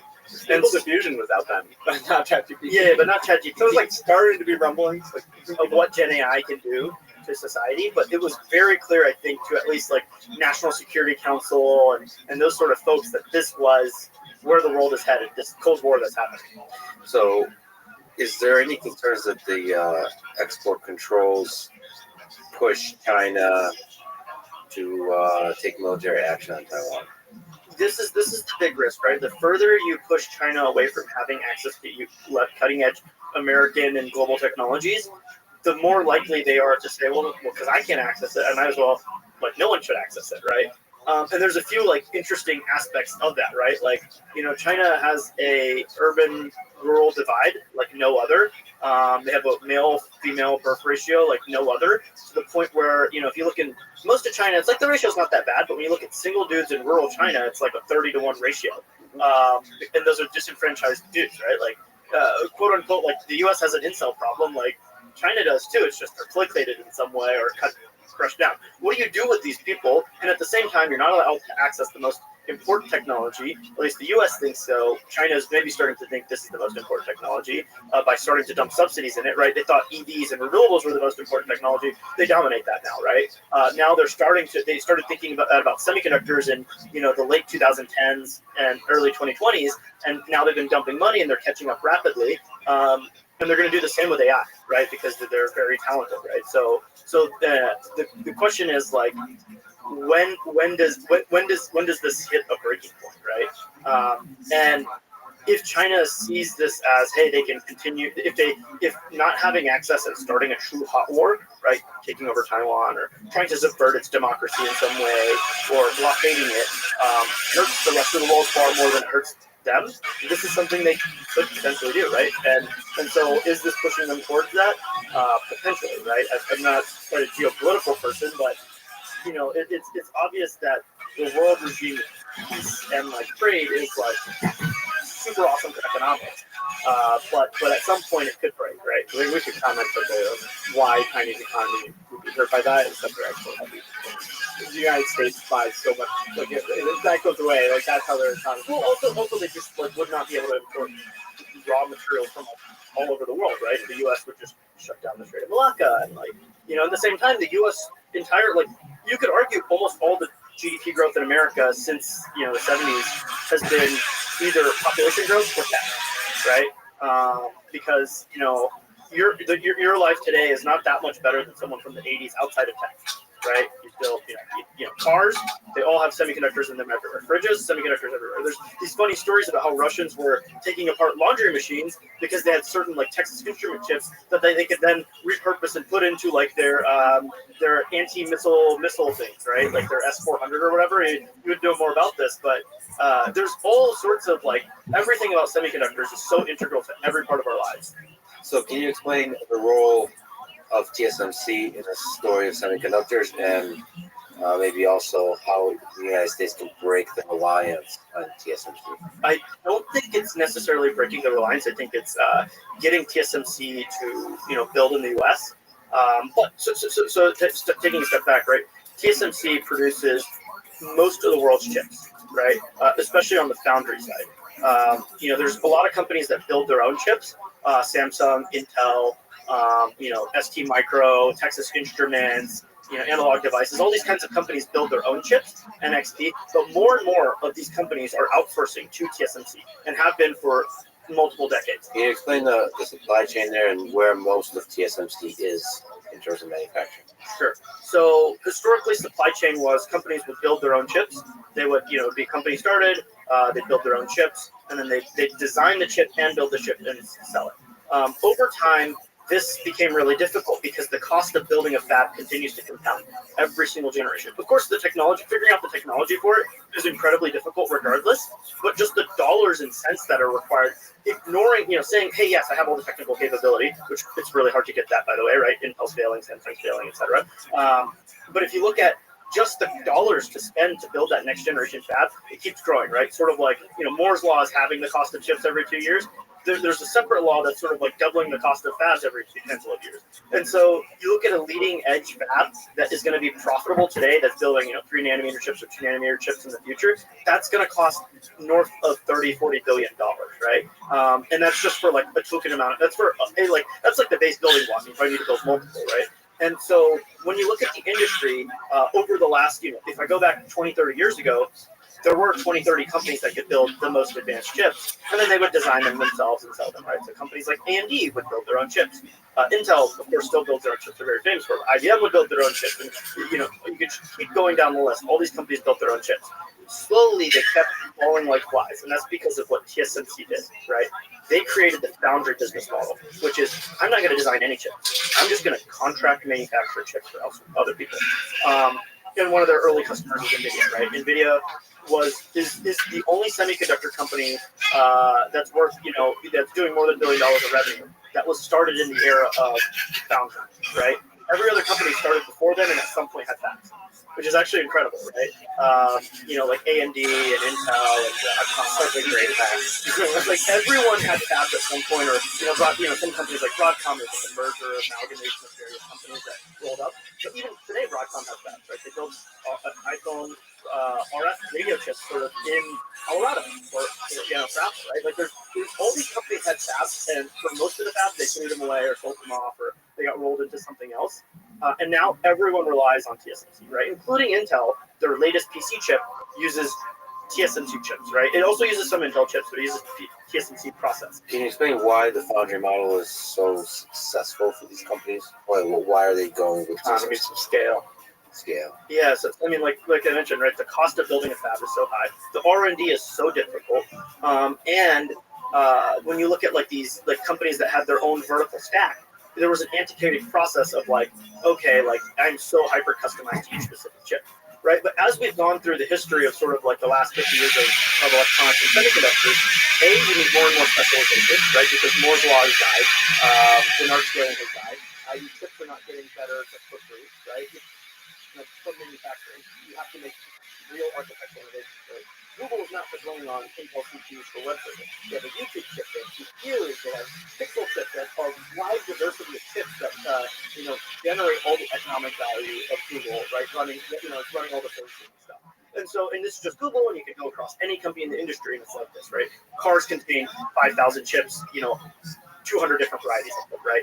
All these random things. Tesla door handle has 2 chips, right? Like, it's like ridiculous. And it's a cool door handle, right? It's like, you know, you don't think about it, but it's like has 2 really chipped, like penny, like chips in it, right?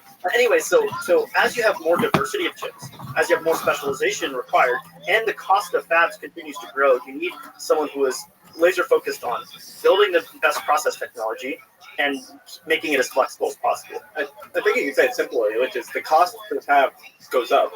And if you are a small player that makes a few types of chips, you're not going to have the demand to pay back the cost of the fab. Whereas NVIDIA can have many different customers and aggregate all this demand into one place. And then they're the only person that makes enough money building chips to build the next fab. So this is kind of why the companies slowly get killed, because they have 10 years ago a chip that is profitable and is good enough, but the cost to build the next one goes up. They may try to do this, fail because they don't have the money to make it work, and then they don't have any chips, or they build it and it's too expensive and they just have. Or they run it, you know, there's more failure points, right? You know, you can have one little process related to like some sort of like chemical etch or some sort of like plasma etch, or, you know, some little process that screws up. You didn't engineer it right, and now the whole company falls apart. You can't make chips, right? And so super, super powerful companies like Intel, they had like the weathering storm to like, hey, they still exist today, even though they really screwed up their manufacturing 6-7 years ago. But in the case of like AMD, they almost went bankrupt. They had to sell their fabs to Mubadala, UAE, right? And like that became a separate company called Global Foundries, which is a foundry firm. And then AMD was able to then focus on the return back up, was like, hey, let's focus on making chiplets and a bunch of different chips for different markets, and focusing on specific workloads rather than, you know, all of these different things. And so you get more diversity of chips. You have more companies than ever designing chips, but you have fewer companies than ever manufacturing, right? And this is where TSMC comes in, is they've just been the best, right? They are so good at it, right? They're customer focused. They make it easy for you to fabricate your chip. They take all of that complexity and like kind of try and abstract a lot of it away from you. They make good money. They don't make insane money, but they make good money. And they're able to aggregate all this demand and continue to build the next fab, the next fab, the next fab. So why is Taiwan so special for TSMC? Why is it happening there? Can it be replicated inside the United States? Yeah, so there's aspects of it that I would say yes, and aspects that I'd say no, right? TSMC is way ahead because former executive Morris Chang of Texas Instruments wasn't promoted to CEO, and he's like, screw this, I'm gonna go make my own chip company, right? And he went to Taiwan and made TSMC, right? And there's a whole lot more story there. So it could have been Texas Instruments, could have been could have been TSMC, but Texas semiconductor manufacturing, right? Instead of Texas Instruments, right? But so there is that whole story there. But Still sitting here in Texas. I mean, and that sounds like a human story. Like, you can get promoted.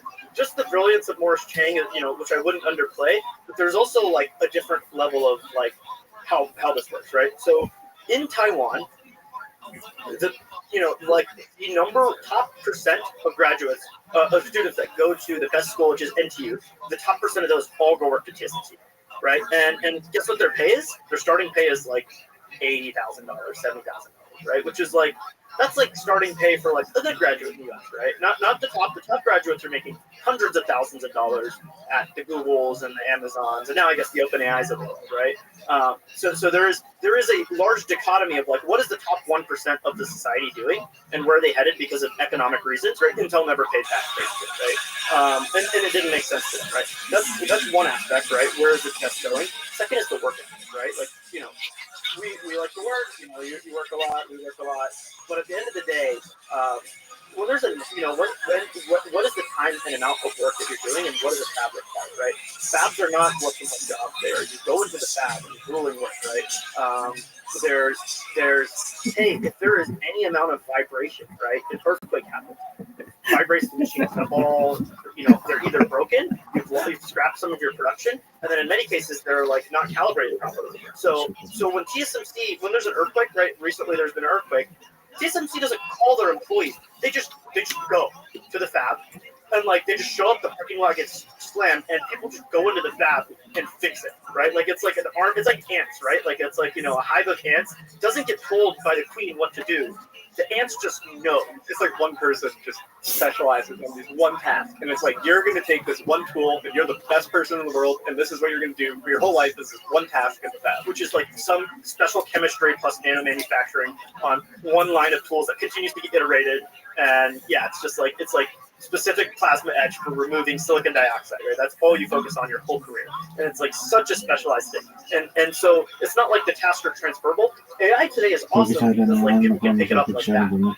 Semiconductor manufacturing is very antiquated and difficult. None of the materials are online for you to read easily and learn, right? The papers are very dense and like it takes a lot of experience to learn. And so it makes the barrier to entry much higher too. So when we talk about, hey, you have all these people that are super specialized. They will work, 80 hours a week in a factory, right? In a fab. And if anything goes wrong, they'll go show up in the middle of the night because some earthquake. Your wife's like, "There was an earthquake." He's like, "Great, I'm gonna go to the fab." It's like would you like as an American do that? Right? It's like these sorts of things are like what I guess are the exemplifying like why TSMC is so amazing. Can you replicate it in the U.S.? Let's not ignore.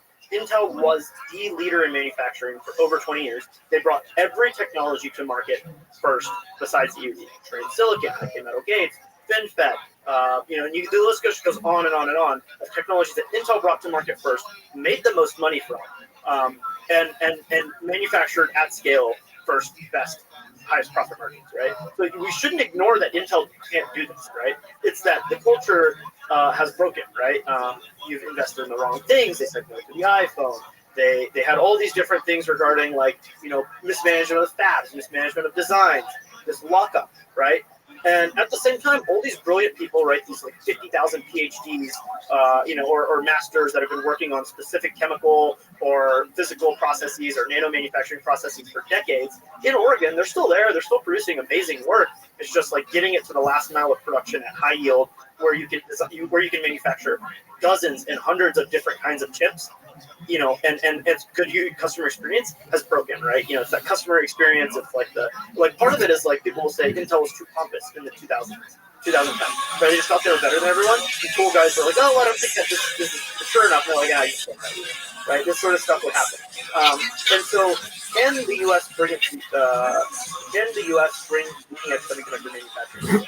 Emphatically, yes, right? And we are, right? It's happening. Like Arizona is getting better and better as time goes on. TSMC has built, roughly 20% of their capacity for 5 nanometer in the U.S., right? Now, this is nowhere near enough, right? 20% of capacity in the U.S. is like nothing, right? And furthermore, this is still dependent on Taiwan existing, right? There's sort of important way to separate it out. There's R&D and there's high volume manufacturing. There are 3 places in the world that are doing leading edge R&D. There's Hsinchu, Taiwan. There's Hillsboro, Oregon. And there is Pyongyang, South Korea, right? These 3 places are doing the leading edge R&D for the rest of the world's leading edge semiconductors, right? Now, manufacturing can be distributed more globally, right? And this is sort of where this dichotomy exists of like, who's actually modifying the process, who's actually developing the next generation one, who's improving them, is Hsinchu, is Hillsboro, is Pyongyang, right? It is not the rest of these, fabs like Arizona, right? Arizona is a paperweight. If Hsinchu disappeared off the face of the planet, within a year, couple years, Arizona would stop producing, right? It's actually like pretty critical. One of the things I like to say is if I had like a few missiles, I know exactly where I can cause the most economic damage, right? It's not targeting the White House, right? It's the R&D center. It's the R&D centers for TSMC, Intel, Samsung, and then some of the memory guys, Micron and Hynix. Because they define the future evolution of these semiconductors, and everything's moving so rapidly that it really is fundamentally about R&D. And it is all about TSMC. And so TSMC, you cannot purchase a vehicle without TSMC chips, right? You cannot purchase a fridge without TSMC chips. You cannot, I think one of the few things you can purchase, ironically, is a Texas Instruments like graphing calculator, right? Because they actually manufacture in Texas. But like outside of that, like a laptop, a phone, anything, servers, right? GPUs, none of this stuff can exist. And this is without TSMC. And in many cases, it's not even like the leading edge, sexy 5 nanometer chip, 3 nanometer chip, 2 nanometer chip. Oftentimes, it's just like some stupid power IC that's like converting from like some voltage to another, right? And it's made it right. It's like what China is investing in as well. It's like they can build out this long tail fab where the techniques are much more known. You don't have to figure out these problems with EUV. They're investing in this, and then they have large supply for things like the car door handles and the random stuff, and that trickles down into this whole economic discussion as well, which is they have far more than we do, and having supply for things like this is crucial to normal life. So they're starting to invest in high volume manufacture, but they're not doing R&D. So they do R&D on their own. They're just way behind, right? So I would say, like, in 2015, China had a 5-year plan where they defined by 2025 and 2020 certain goals, including like 80% domestic production of semiconductors. They're not going to hit that, right? To be clear, but they are in certain areas really, really close, right? Like BYD is probably going to be the first company in the world to not have to use TSMC for making, because they have their own fabs, right? For making chips. Now they still have to buy some chips from foreign, for example, like around like self-driving ADAS capabilities, because those are really high end. But at least like like an internal combustion engine has 40 chips in an EV, just for like controlling like flow rates and all these things. And EVs are even more complicated.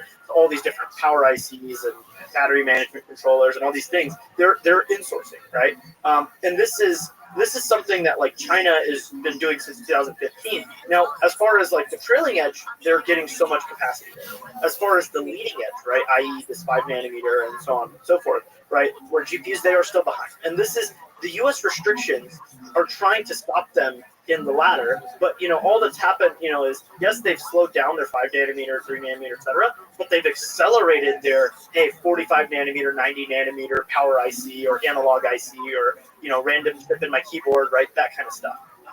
So there is an angle of like the US's actions have been so, from these export, from the angle of the export controls, have been so inflammatory and slowing down China's progress on the leading edge that they've turned around and have accelerated their progress elsewhere, because they know that this is so important, right? If the US is going to lock them out here, or if they lock us out here as well, in the trailing edge. And so going back, can the US build it here?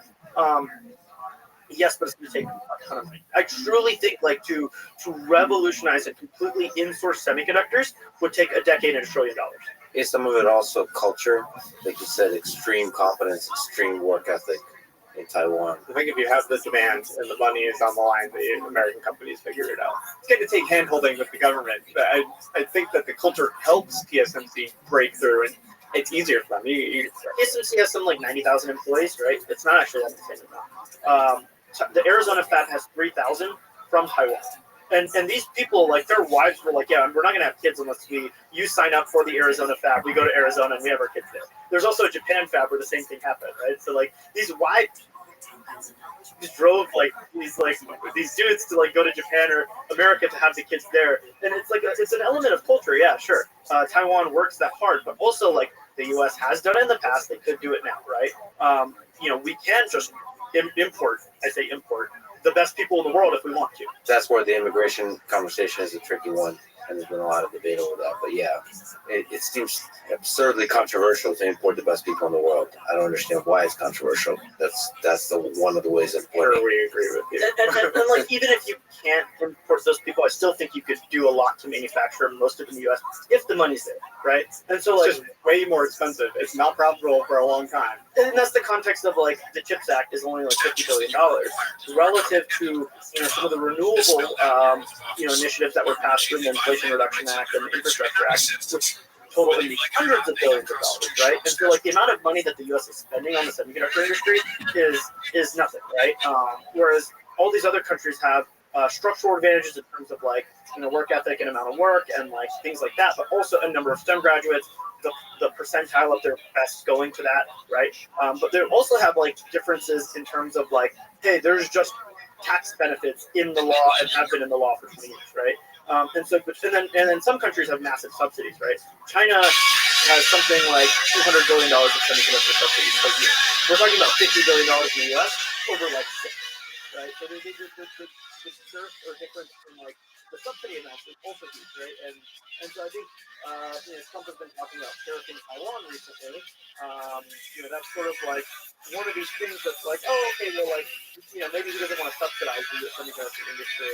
Obviously, tariffing Taiwan is going to cost a lot of things to go get more expensive, but does it change the equation for essentially building more fast in the U.S.? That's what any sort of positive, right? So can you lay out, and so to speak, lay out the important players? How much to go about so much? We told you Bill knows all this stuff. Yeah. So can you lay out why this is really important? You look out into the future, 10, 20 years out.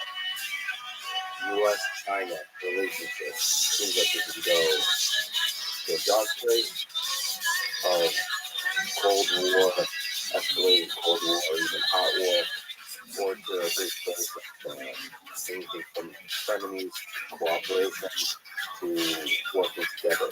So in this game theory, complicated game,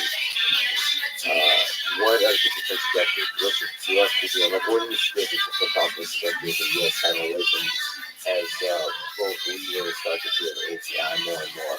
Let's see the importance of chips and the importance of their AI.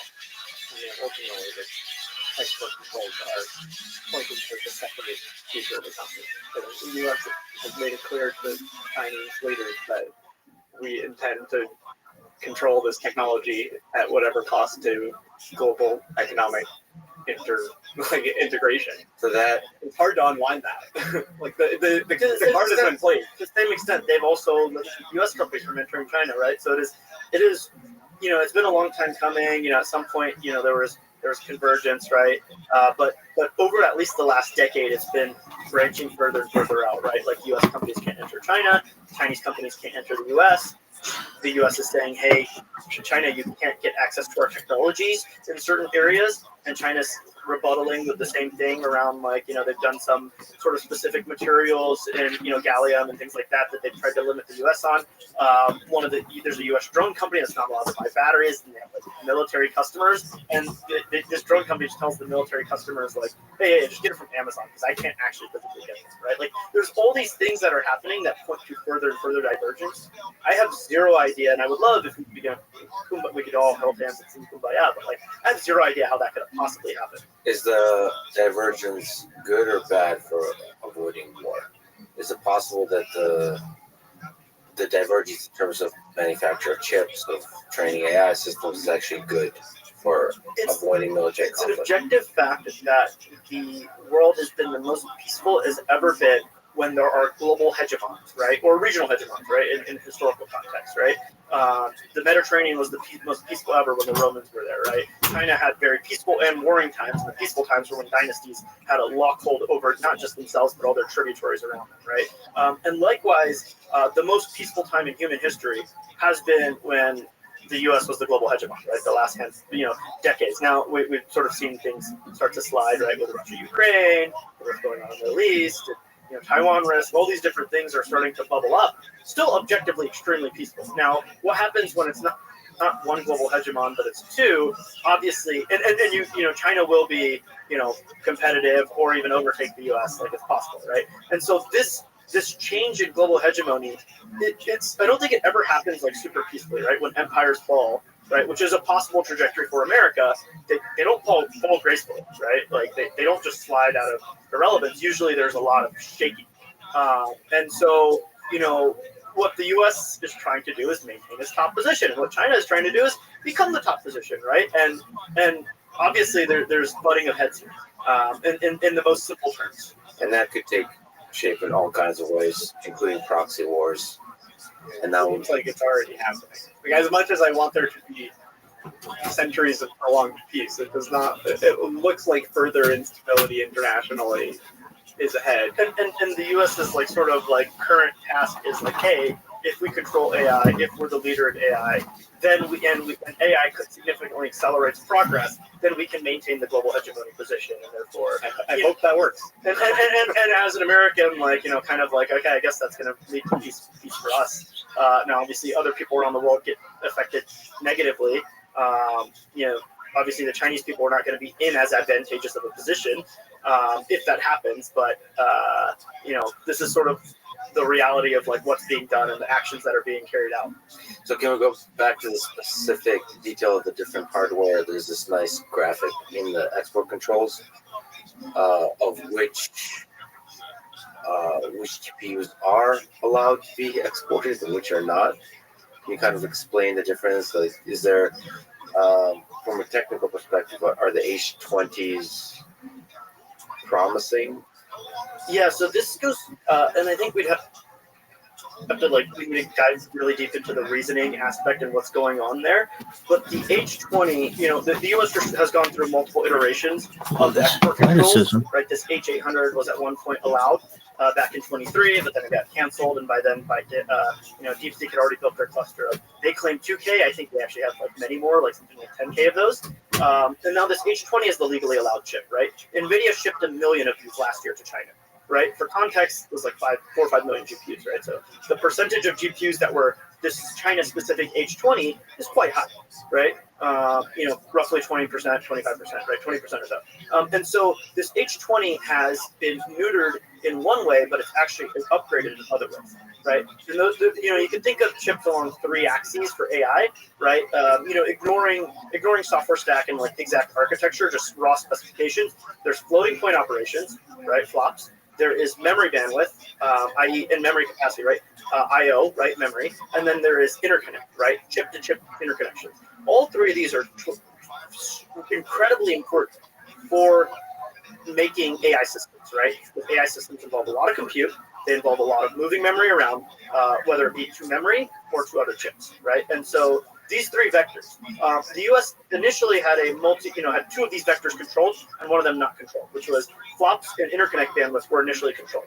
And then they said, no, we're going to remove the interconnect bandwidth and just make it a very simple, only flops. But now NVIDIA can now make a chip that has, it's cut down on flops. No, it's, so 1/3 that of the H100, right, in on spec sheet paper performance for flops. In real world, it's closer to half. Or maybe even 60% of it, right? But then on the other 2 vectors, it's just as good for interconnect bandwidth. And then for memory bandwidth and memory capacity, the H20 has more memory bandwidth and more memory capacity than the H100, right? Now, recently, we at our research, we cut NVIDIA's production for H20 for this year down drastically. They were going to make another 2 million of those this year, but they just canceled all the orders a couple weeks ago. In our view, that's because we think that they think they're going to get restricted, right? Because why would they cancel all these orders for H20? Because they shipped 1 million of them last year, they had orders in for a couple million this year, and just gone, right? For H20, B20, right? No successor to H20. And now they're all gone. Now, why would they do this, right? I think it's very clear, right? The H20 is actually better for certain tasks. And that certain task is reasoning, right? Reasoning is incredibly different than, when you look at the different regimes of models, right? Pre-training is all about flops, right? It's all about flops. There's things you do, like mixture of experts that we talked about, to trade off interconnect or to trade off, other aspects and lower the flops and rely more on interconnect and memory. But at the end of the day, it's flops is everything, right? We talk about models in terms of how many flops they are, right? So we talk about GPT-4 is 2E25, right? 2 to the 25th, 25 zeros, right? Flop, right? Floating point operations for training, right? And we're talking about the restrictions for the 2E24, right? But the U.S. has an executive order that Trump recently unsigned, but which was, hey, 1E26. Once you hit that number of floating point operations, you must notify the government. And you must share your results with us, right? There's a level of model where the U.S. government must be told, right? And that's 1E26. And so as we move forward, this is an incredibly important. Flop is the vector that the government has cared about historically, but the other 2 vectors are arguably just as important, right? And especially when we come to this new paradigm, which the world is only just learning about over the last 6 months, right? Reasoning. And do we understand firmly which of the 3 dimensions is best for reasoning? So interconnect, the flops don't matter as much. Is it memory? Memory, right? Yeah. Thanks, Mike. We're going to get into technical stuff real I would fast. say there's 2 articles in this one that I could show, maybe graphics that might be interesting for you to pull up. For the listeners, we're looking at the section of O1 inference architecture tokenomics. You want to explain KV cache before we talk about this? I think it's better to. Okay, yeah, we need to go through a lot of specific technical things of transformers to make this easy for people. Because it's incredibly important because this changes how models work. But I think resetting, right? why is memory so important? It's because so far we've talked about parameter counts, right? And mixture of experts, you can change how many active parameters versus total parameters to embed more data but have less flops. But more important, another aspect of, what's part of this humongous revolution in the last handful of years is the transformer, right? And the attention mechanism. Attention mechanism is that the model understands the relationships between all the words in its context, right? And that is separate from the parameters themselves, right? And that is something that you must calculate, right? How each token, right, each word in the context length is relatively connected to each other, right? And I think Nathan can explain KV cache better. KV cache is one of the optimizations. Yeah, so the attention operator has three core things. It's queries, keys, and values. QKV is the thing that goes into this. You'll look at the equation, you see that these matrices are multiplied together. These words, query, key, and value, come from information retrieval backgrounds, where the query is the thing you're trying to get the values for, and you access the keys and values is reweighting. My background's not information retrieval and things like this. It's just fun to have backlinks. And what effectively happens is that when you're doing these matrix multiplications, you're having matrices that are of the size of the context length, so the number of tokens that you put into the model. And the KV cache is effectively some form of compressed representation of all the previous tokens in the model. So when you're doing this, we talk about autoregressive models, you predict one token at a time. You start with whatever your prompt was, you ask the question, who was the president in 1825? The model then is going to generate its first token. For each of these tokens, you're doing the same attention operator where you're multiplying these query, key, value matrices, but the math is very nice so that when you're doing this repeatedly, this KV cache, this key value operation, you can keep appending the new values to it. So you keep track of what your previous values you're inferring over in this autoregressive chain. You keep it in memory the whole time. And this is really a crucial thing to manage when serving endpoints at scale. There are far bigger experts in this, and there are so many levels of detail that you could go into.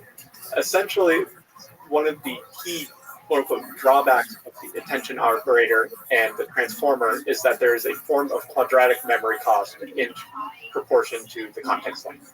So as you put in longer questions, the memory used in order to make that computation is going up in the form of quadratic. You'll hear about a lot of other language model architectures that are like subquadratic or linear attention forms, which is like state space models. We don't need to go down all these now. And then there's innovations on attention to make this memory usage and the ability to attend over long contexts much more accurate and high performance. And those innovations are going to help you with, your highly memory.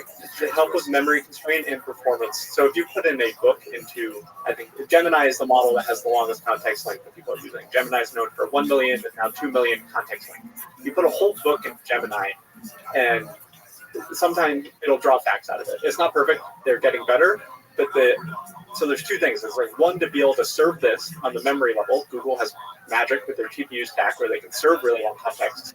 And then there's also many decisions along the way to actually make long context performance worse. It supplies data. There's subtle changes to these computations in attention, and it changes the architecture. But serving long context is extremely memory constrained, especially when you're making a lot of predictions. I actually don't know why input and output tokens are more expensive, but I think essentially output tokens, you have to do more computation because you have to sample from the model. I can explain that. So today, if you use a model, like you look at an API, OpenAI charges a certain price per million tokens, right? And that price for input and output tokens is different, right? And the reason is that there is, when you're inputting a query into the model, right? Let's say you have a book, right? That book, you must now calculate the entire KV cache, right? This key value cache. And so when you do that, that is a parallel operation. All of the tokens can be processed at one time. And therefore, you can dramatically reduce how much you're spending, right? The flop requirements for generating a token and an input token are identical, right? If I input one token or if I generate one token, it's completely identical. I have to go through the model, right?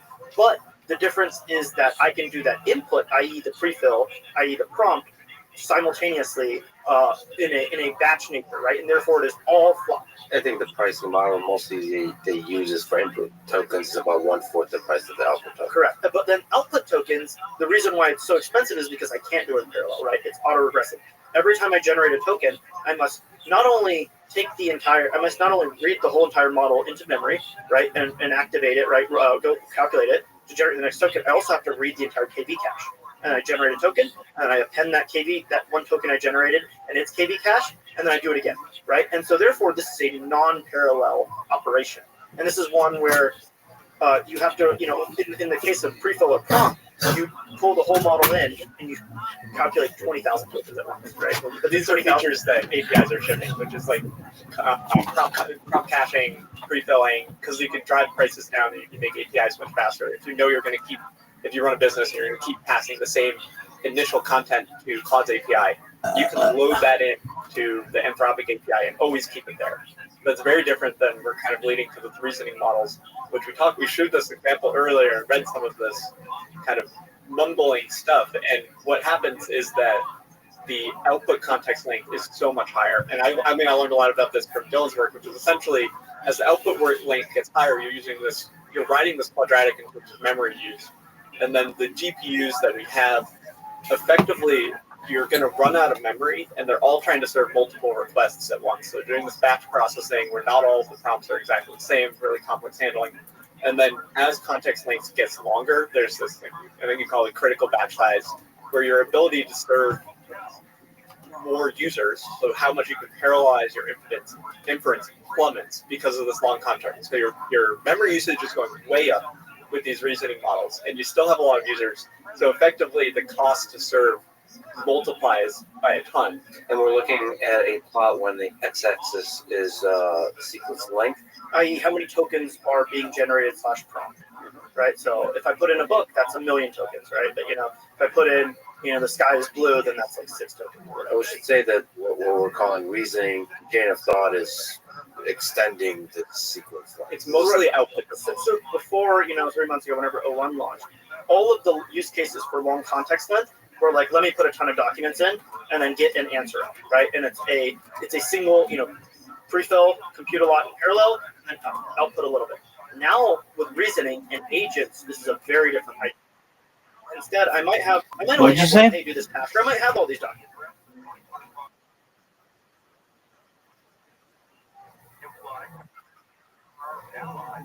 All right, go take a shower.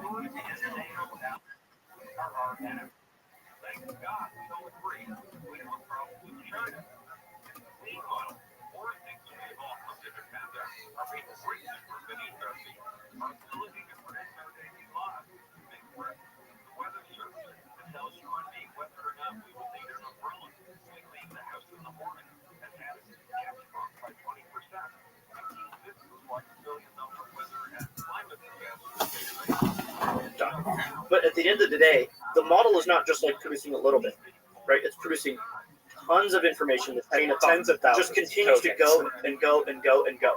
And so the sequence length is effectively that if it's generated 10,000 tokens, it's 10,000 sequences, right? Or and plus whatever you get for the And so what this chart is showing, it's a logarithmic chart, right? Is as you grow from 1K to 4K or 4K to 16K, the memory requirements grow so fast for your KV cache that you end up not being able to run a certain number of, your sequence length is capped for the number of users you Let's say the model. So this is showing for a 405B model and batch size 64. Llama 31405B. Yeah, and batch size is crucial to essentially you want to have higher batch size to parallel your 64 different users at once, right? Yeah. And therefore your serving costs are lower, right? Because the server costs the same, right? This is 8 H100s, roughly $2 an hour per GPU. That's $16 an hour, right? That is like somewhat of a fixed cost. You can do things to make it lower, of course, but it's like $16 an hour. Now, how many users can you serve? How many tokens can you generate? And then you divide the two, and that's your cost, right? And so with reasoning models, this is where a lot of the complexity comes about and why memory is so important. Because if you have limited amounts of memory, then you can't serve so many users. If you have limited amounts of memory, your serving speeds get lower, right? And so your costs get a lot worse. Because all of a sudden, if I was used to, hey, on this $16 an hour server, I'm serving Llama 405B, or if I'm serving, DeepSeek V3, and it's all chat style applications, i.e., we're just chit chatting. The sequence lengths are a few thousand, right? When you use a language model, it's a few thousand context length most times. Sometimes you're dropping a big document, but then you process it, you get your answer, you throw it away, right? You move on to the next thing, right? Whereas with reasoning, I'm now generating tens of thousands of tokens in sequence, right? And so this memory, this KV cache has to stay resident. And you have to keep loading it. You have to keep it in memory constantly. And now this wants out other users, right? If there's now a reasoning task, right, and the model is capable of reasoning, then all of a sudden, that memory pressure means that I can't serve as many users simultaneously. Let's go into DeepSeek again. So we're in the post DeepSeek R1 time, I think. There's two sides to this market watching how hard it is to serve it. On one side, we're going to talk about DeepSeek themselves. They now have a chat app that got to #1 on the App Store. Disclaimer, #1 on the App Store is measured by velocity, so it's not necessarily saying that more people have the DeepSeek app than the ChatGPT app. Yep. But it is still remarkable. Claude has never hit #1 on the App Store, even though everyone in San Francisco is like, oh my God, you got to use Claude, don't use ChatGPT. So DeepSeek hit this. They also launched an API product recently where you can ping their API and get these super long responses for R1 out. At the same time as these are out, we'll get to what's happened to them. Because the model weights for DeepSeek R1 are openly available and the license is very friendly, the MIT license is very available, all of these mid-sized companies and big companies are trying to be first to serve R1 to their users. So we were trying to evaluate R1 because we have really similar research going on. We released a model and we're trying to compare to it. And out of all the companies that are quote unquote serving R1 and they're doing it at prices that are way higher than the DeepSeek API, most of them barely work and the throughput is very low. To give context, right? One of the parts of what's freaking us out is like trying to reach capabilities. The other aspect is they get it so cheap, right? And the so cheap, we kind of talked about on the training side why it was so cheap. Let's talk about why it's so cheap on the inference. It works well and it's cheap. Why is R1 so cheap? So I think there is a couple factors here, right? One is that they do have model architecture innovations, right? This MLA, this new attention that they've done is different than the attention is all you need, the transformer attention, right? Now, others have already innovated. There's a lot of work like MQA, GQA, local global, all these different innovations that like try to bend the curve, right? It's still quadratic, but the constant is now smaller, right? Related to our previous discussion, this multi-head latent attention can save about 80 to 90% in memory from the attention mechanism, which helps especially along context. It's 80 to 90% versus the original, but then versus what people are actually doing. It's still an innovation. This 80 to 90% doesn't say that the whole model is 80 to 90% cheaper, just this one part of it. Well, and not just that, right? Like other people have implemented techniques like global, and sliding window, and GQMK. But anyways, like DeepSeek has their attention mechanism is a true architectural innovation. There's tons of experimentation, and this dramatically reduces the memory pressure. It's still there, right? It's still it's still attention, it's still quadratic. It's just dramatically reduced it relative to prior forms. Right. That's the memory pressure. I should say, in case people don't know, R1 is 27 times cheaper than O1. We think that OpenAI had a large margin built in. Okay, so that's one. There's multiple factors. We should break down the factors. So I think It's $2 per million token output for R1 and $60 per million token output for O1. yeah, let's look at this.